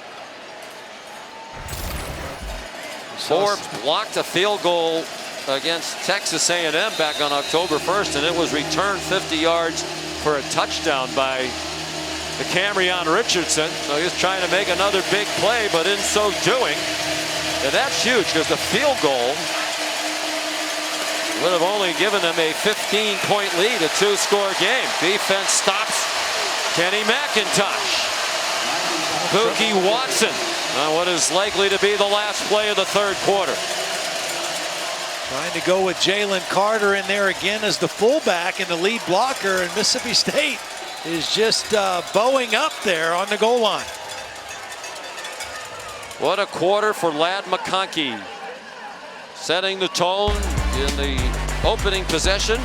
70-yard touchdown run. He had 45 yards receiving, including a touchdown. To the fourth quarter we go in Starkville.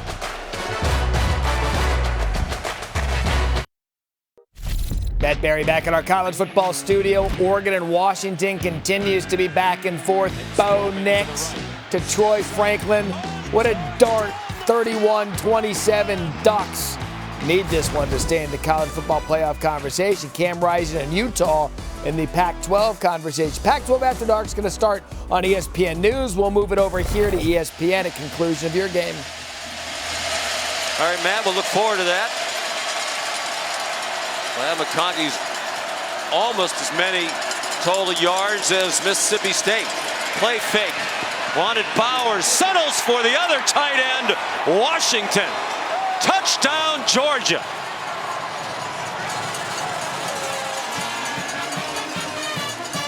I mean, this is basic goal line offense concept. All right, you got one guy going to the front of the end zone, you got the other guy going to the back, and you just read the defense. And when you got a 6'7" guy in the back of the end zone, it's kind of an easy target, especially when he's wide open. It's his first touchdown catch of the season, and the second of his career. The other was in the SEC title game against Alabama last year. Their only loss of their national championship season. Extra point good by Jack Podlesny.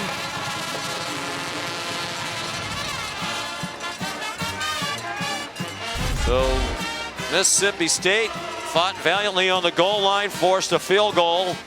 Emmanuel Forbes, a couple of big penalties in that third quarter, pass interference and roughing the kicker. Ladd McConkey has taken advantage of his opportunities. Big play receiver, running it, catching it. He shows you the speed. Also a very good punt returner, and you can see that in his running style. Gets man coverage, takes the leverage away. And again, Stetson Bennett has great confidence and comfort with number 84.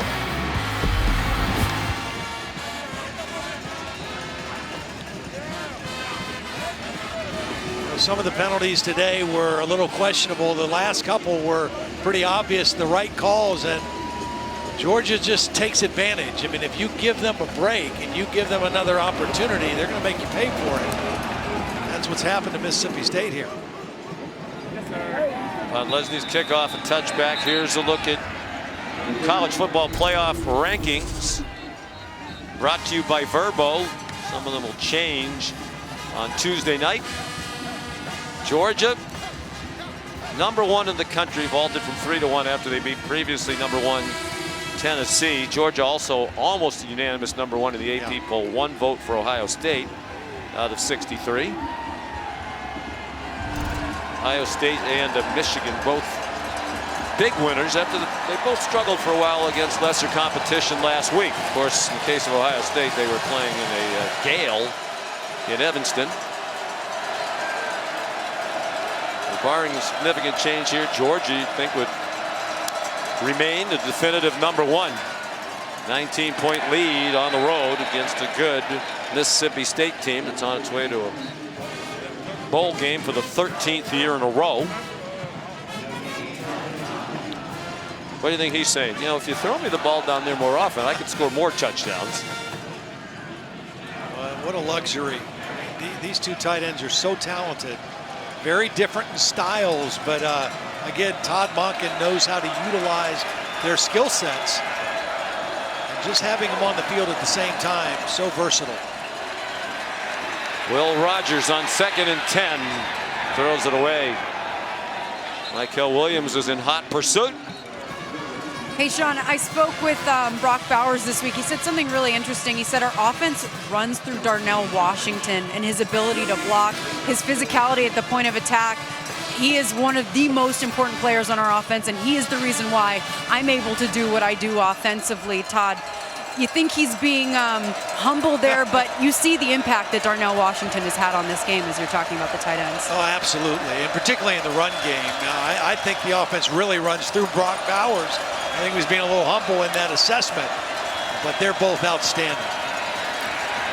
And Jalen Carter. So is he. Yeah. Will Rogers dump back inside the 20. I mean, he's just so quick off the ball, and he's going to win one-on-one battles all the time. Just goes right by the guard, Cole Smith. Just too quick, too powerful. I mean, when he's healthy, he's as good as there is in college football. That's why he's projected to be in the top 2 or 3 guys picked in the next draft. Here's George Georgopoulos against the first sack of the game for either team. Georgopoulos draws the flag as he was hit while punting. Now this will be interesting because it was 4th down and 17. Punt went 39 yards. Personal foul, roughing the kicker, number 9. It's roughing the kicker. 15-yard penalty and automatic first down. George might be in the drama program here. I think number 9, I think he got him with his leg as he ran by him, Meeks.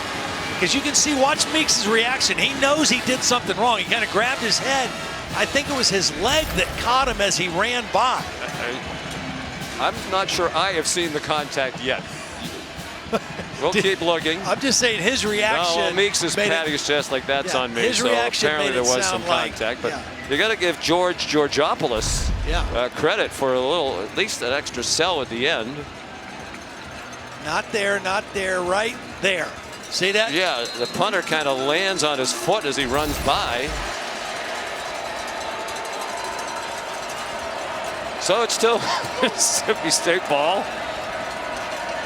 at the 33-yard line.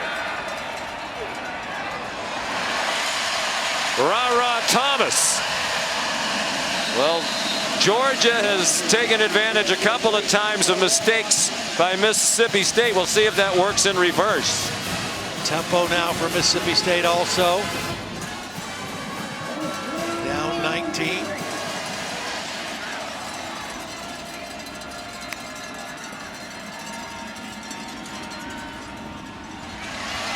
And stumbling after the catch is Caleb Ducking. They're going quickly. He's at the 36-yard line. And now they're slowing down. Matt Austin, what did you think about the roughing call? Well, there was not a lot of contact there, but I guess by the technical sense, he did get the plant leg by having his foot so the punter could not land.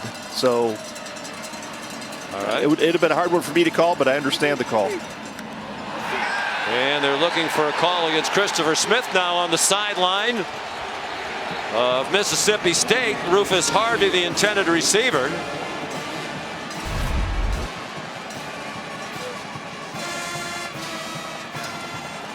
He could have called it. He could have called it. He was making a play on the ball. I don't know. I'm okay with not calling that one. Oh, it's one of those nights. I thought it looked like he hit him early, but Matt, what do you think? Yeah, I agree with you, Sean. I think he was a little bit early there. That probably should have drawn a flag. As you know, Todd, I have experience as a back judge. That's right, you do. In the SEC. Yeah. I'm sure Matt remembers it well, too. There's a nice catch over the middle by Jo'quavious Marks. Todd, Molly, and I all, a couple of years ago, worked as officials. Georgia, nice enough during their spring game to allow members of the media come be the officials on the field. With a lot of instruction from Steve Shaw, Grandis Bell, and a lot of other really nice people. We learned a lot during that exercise. It was a really good experience. It was a great experience and really good of Kirby Smart and his staff to allow us to do it. Sideline warning. Georgia, the first of the game. What was your role in that? I was a side judge, I think. I was on the sideline. I don't remember. Must not have been a memorable line performance. judge. Side. No, I had one big call that I could make, and I did it wrong, so I didn't count the people Not in the an easy backfield job. enough. Jo'quavious Marks, a running back, but really first and foremost a receiver. Second all-time in career catches at Mississippi State with 181. Only Fred Ross has more, 199. They're on the move, but the clock is ticking, and they're down by 3 scores. 2nd and 6.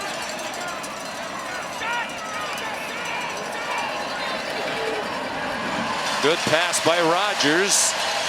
And a battle for the first down, won by Rufus Harvey. He was thrown back for a moment by Christopher Smith, but it's a first down. They're at the 17-yard line. Well, I got to believe that Mike Leach is a little happier with his receivers tonight. Playing Will they get the chairs back? I don't know. Probably not tonight, but maybe by the next game. But I think they've shown some toughness again against this physical Georgia defense, making some contested tough catches and runs after the catch. Georgia is way off the receiver nearest the hash marks here on the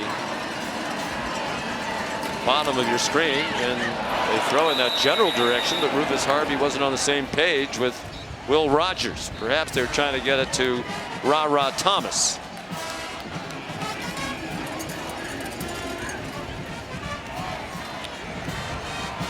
Will Rogers' dad was his offensive coordinator, right? Brandon Wyatt. High School. Yes, he was also the offensive coordinator at the same high school for Gardner Minshew. Yep. There's Mr. Rogers, not that Mr. Rogers. Well, this is Wyatt Rogers, not Fred, who's unfortunately no longer still with us. From the 17-yard line, 2nd and 10. Jo'quavious Marks. 9-yard gain. Tresman Marshall the tackle. Nice drive, but they're using up a lot of time. They've had the ball now for more than 4 minutes. And the clock goes under 10.5 minutes remaining. Still a 19-point lead for the #1 team in the country, which will clinch the East in the SEC with a victory.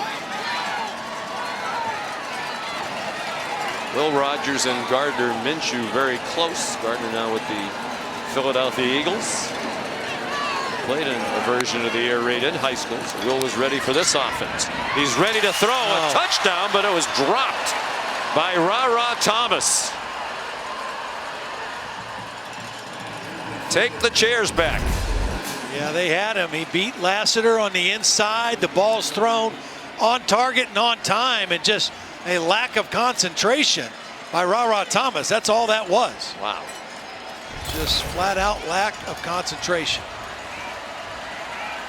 Almost looked like he was casual about it. And now it throws them into a must convert 4th down and 1. And they're not really built for this. They do have 2 backs on the field, Johnson and Marks. And the play clock's running down. They had a run called, and there was a late shift by the defensive line of Georgia. That forced them to reevaluate and now call timeout. I don't know if the receivers are ever going to get those chairs back.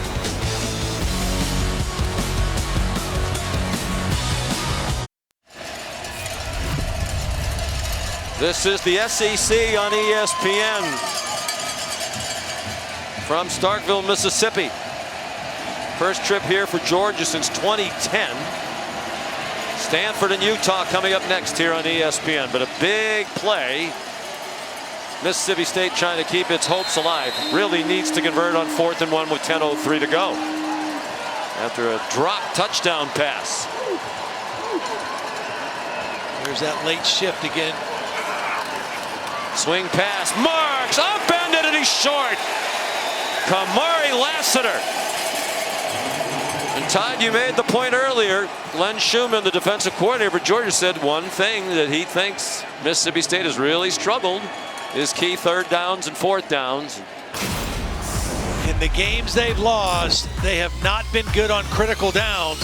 Another 4th down stop. Lassiter with a beautiful tackle. If he doesn't make that tackle in the open field, it's a 1st down.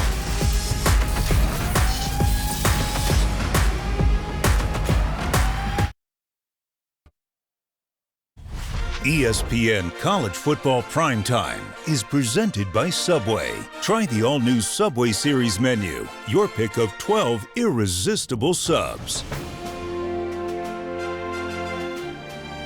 My name's Staff Sergeant O'Connor. I'm from Marietta, Georgia. I just want to give a shout out to the University of Georgia. Go Dogs! As we celebrate Veterans Week on ESPN, brought to you by USAA, we thank Staff Sergeant Wesley O'Connor from the United States Army. Of all of our nation's veterans, we salute America's heroes. Their sacrifice and service to our country. Well represented. Not too cold for the members of the military. They are sticking with it. Stands have emptied a little bit as the temperatures dipped into the high 30s here in the Golden Triangle. Mississippi State 0 for 2 on 4th down, 2 for 12 on 3rd down. Big part of this game. Here's Kendall Milton ahead for about 3, and here's Matt. All right, guys, thank you. We have broken the touchdown seal in TCU, Texas. Kendre Miller going into this carry. They had 6 yards rushing. Kendre gives him 81. TCU takes the lead, 10-3. Number 4 in the college football playoff rankings this week.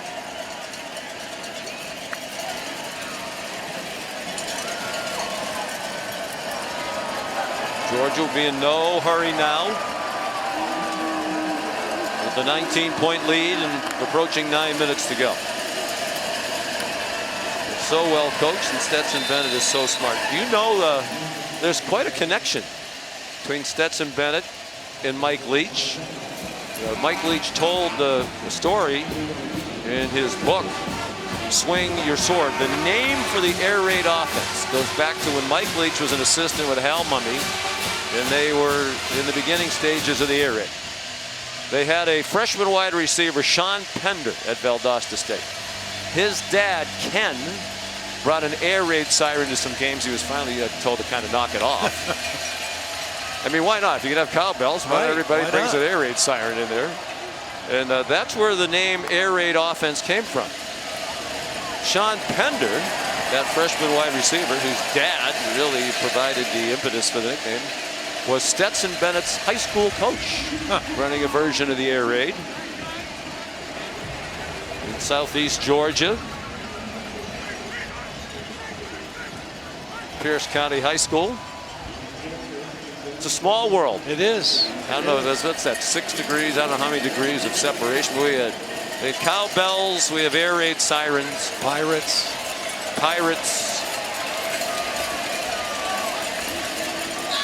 Here's Thorson. He showed his sense of humor last week after that 75-yard punt. This is another beauty. He tweeted out, I understand that Stetson Bennett's phone number's been out there. He said, I wish someone would give it to me so I could thank him for finally letting me punt when he had that 75-yarder last week. Timeout.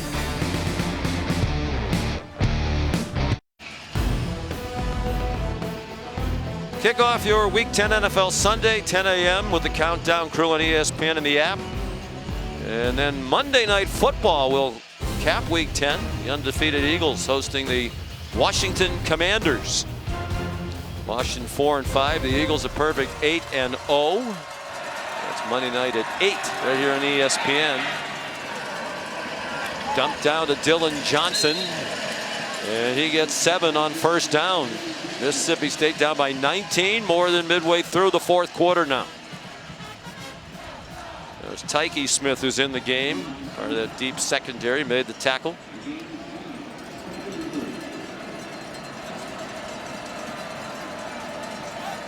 LSU has already wrapped up its spot in the SEC title game. They clinched the SEC West today with their win at Arkansas in a defensive battle. And with Ole Miss's loss at home to Alabama, low throw. It was not caught by Johnson. If it stays this way, Georgia would meet LSU in the title game for the 5th time. Personal foul, face mask, defense number 5, 15-yard penalty, automatic first down. Keely Ringo called for the penalty.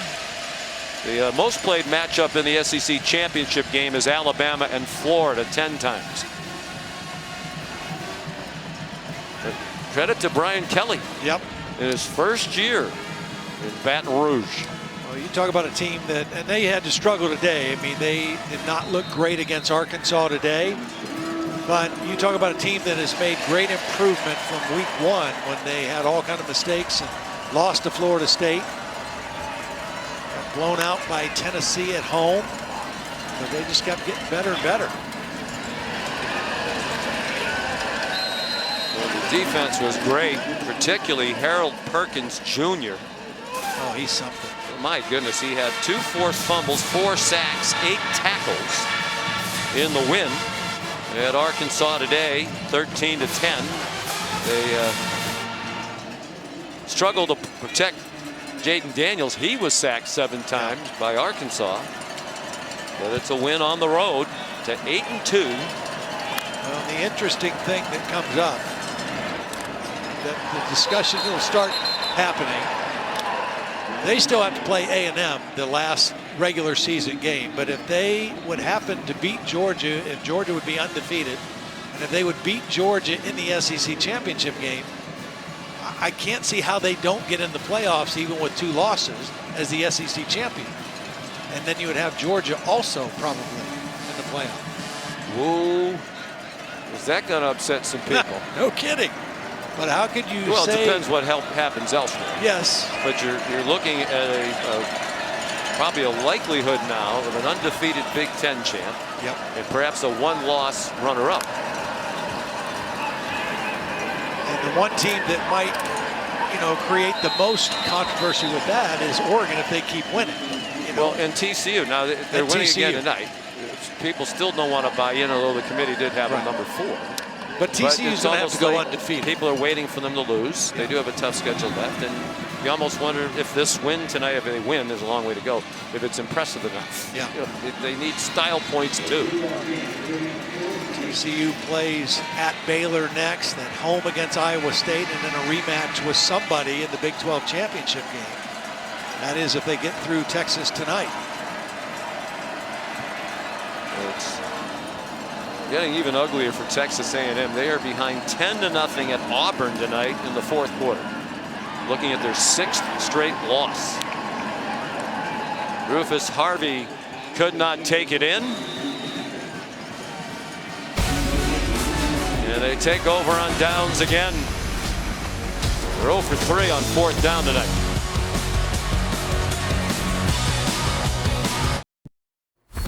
Want to update you on some of the action going around. You see upper left ABC. TCU has just scored to make it 17-3. ESPN2, Drake May trying to get in for the Tar Heels. They're down 34-33. Stanford, Utah has just kicked on ESPN News. And Texas A&M has negative yardage in the second half and being shut out against Auburn 10-0 on an SEC network.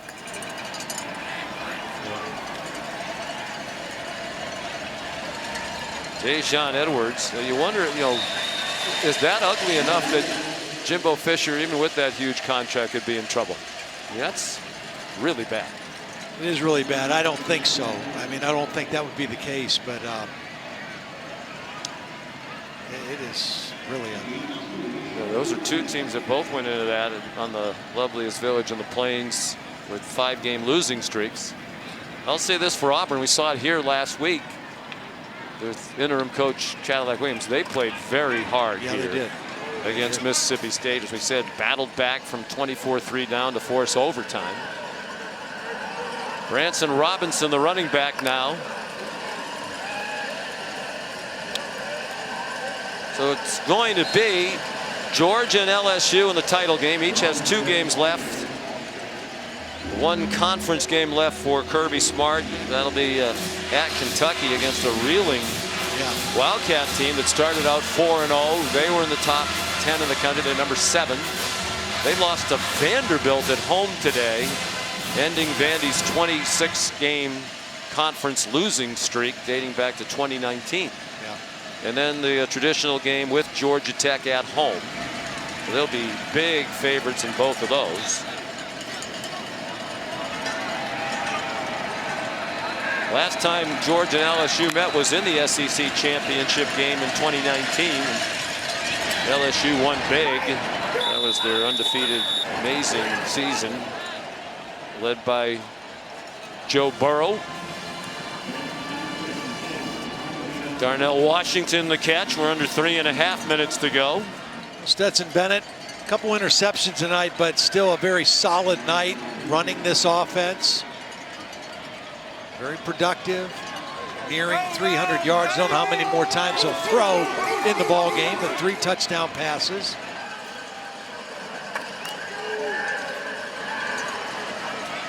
Well, as Kirby Smart said, he's a winner. They beat #1 Tennessee last week, although Georgia #1 in the AP poll. Georgia has 3 wins all time against the #1 team in the country. Stetson Bennett is 2-0. Yeah. Yep.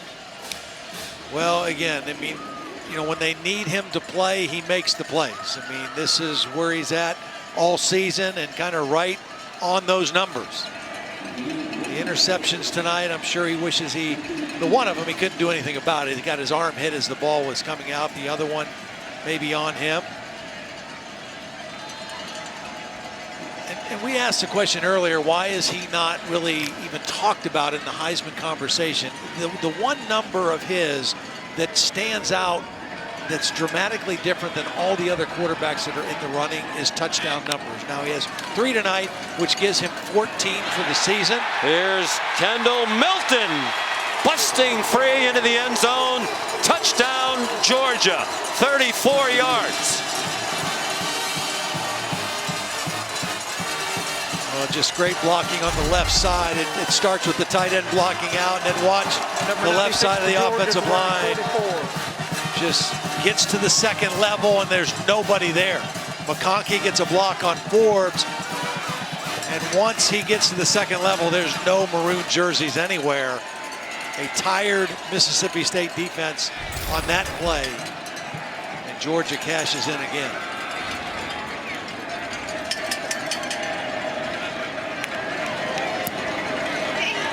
Lesney adds the extra point. Kendall Milton, the touchdown. His 7th rushing touchdown of the season. And the night for Stetson Bennett. Yeah, again, we saw him throw, we saw him run, directing this offense, utilizing his tight ends. Hit Bowers for a touchdown. This was Darnell Washington down the middle of the field. And then remember the juke. I mean, just beautiful running. I think that's at his 7th rushing touchdown of the season. Again, 3 touchdown passes tonight. That gives him 14 now for the season. And it's interesting because I read a couple articles this week. Some guys did some research on his season and that touchdown number. He had 10 completions where the receivers were tackled inside the 4-yard line. I mean, you think if a bunch of those end up being touchdowns, his touchdown numbers are right up there. You're trying to stir something up for Georgia. You're saying he's mad at the receivers for not breaking tackles? No, he's going to let them keep their chairs, for sure. That's not what I'm saying. And by the way, I'm with Mike Leach. Take the chairs away from the Mississippi State receivers. No, you and I, they're not getting those back. No. You and I spoke to a friend of ours who's an NFL scout, been around the NFL for a long time, and I texted with our Todd McShay draft expert earlier today about Stetson Bennett. Yeah. And Todd said before the season started, he thought Stetson Bennett would be a priority free agent, get invited to an NFL camp. So now he thinks he's probably a late round draft pick. We talked to an NFL scout at the half who says, why not? Yeah. He's not big, but there are a lot of other guys who aren't big. He has the arm strength. He has so much of what you're looking for. Well, why wouldn't you take a chance? Right. And I'm not even sure it's a chance. And if you're talking about just size of the quarterback, I mean, Bryce Young, everybody's saying he's going to be a top first-round pick. He's smaller than Stetson Bennett. I mean, so you're talking about some of the same difficulties at the next level that Bryce Young might have. Yeah, and I think we've seen it recently with the success of Drew Brees and Russell Wilson and others. You don't have to be 6'3", 6'4". And the position has changed to where guys who can make plays with their legs and extend plays, and the whole dynamic of the position has changed even at the NFL level. I mean, look at Jalen Hurts. When Jalen Hurts left Alabama, went to Oklahoma, many people thought he couldn't be an NFL quarterback. Now he's leading an undefeated team in the NFL, right? Yeah, so I'm surprised by his success. And as you said, that's really where it's going. Yeah. Because these defenses are so athletic. You have to be able, you can't stand in there like a statue. And you have to be smart. He's really smart. Yep. And he'll be older than a lot of his teammates when he gets to the NFL. What did they tell us today? He is only 9 months younger than Lamar Jackson. Yeah, it seems like Lamar's been playing for 10 years in the NFL. Hasn't, but. Final minute, so Georgia's going to get over a big potential speed bump here in Starkville. It was dicey for a while, particularly late in the first half when Mike Leach's team returned a punt for a touchdown in the final minute to make it a 5-point game at the half. First punt return touchdown given up by Georgia since 2012. But they came out immediately. The big play by McConkey on the 70-yard run. The opening seconds of the third quarter. They have dominated the second half.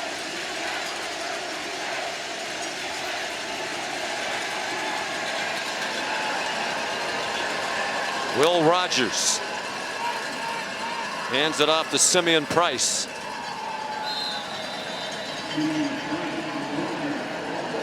That's 10 straight road wins for Georgia.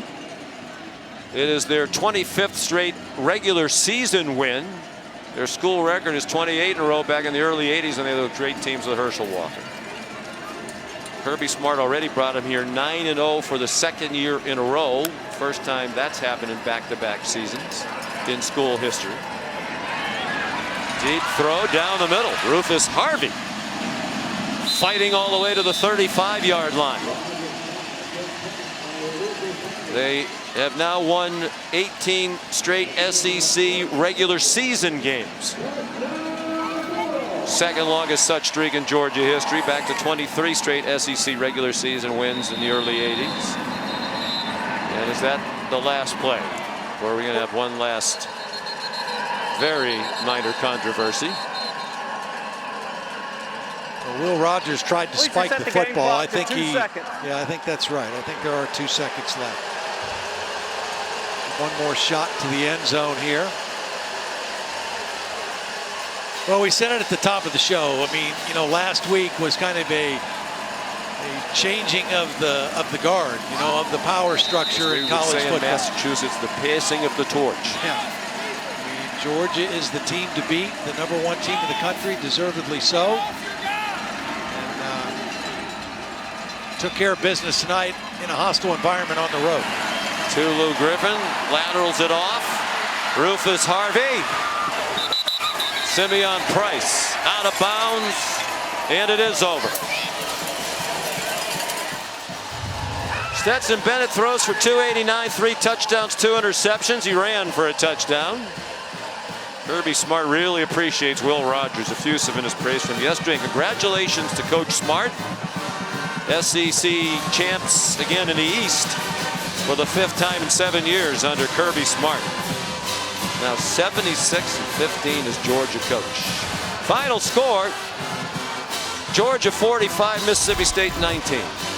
For Molly McGrath, Todd Blackledge, our great crew, Sean McDonough, so long. Let's send you now to Stanford and Utah. Here's Dave Pasch.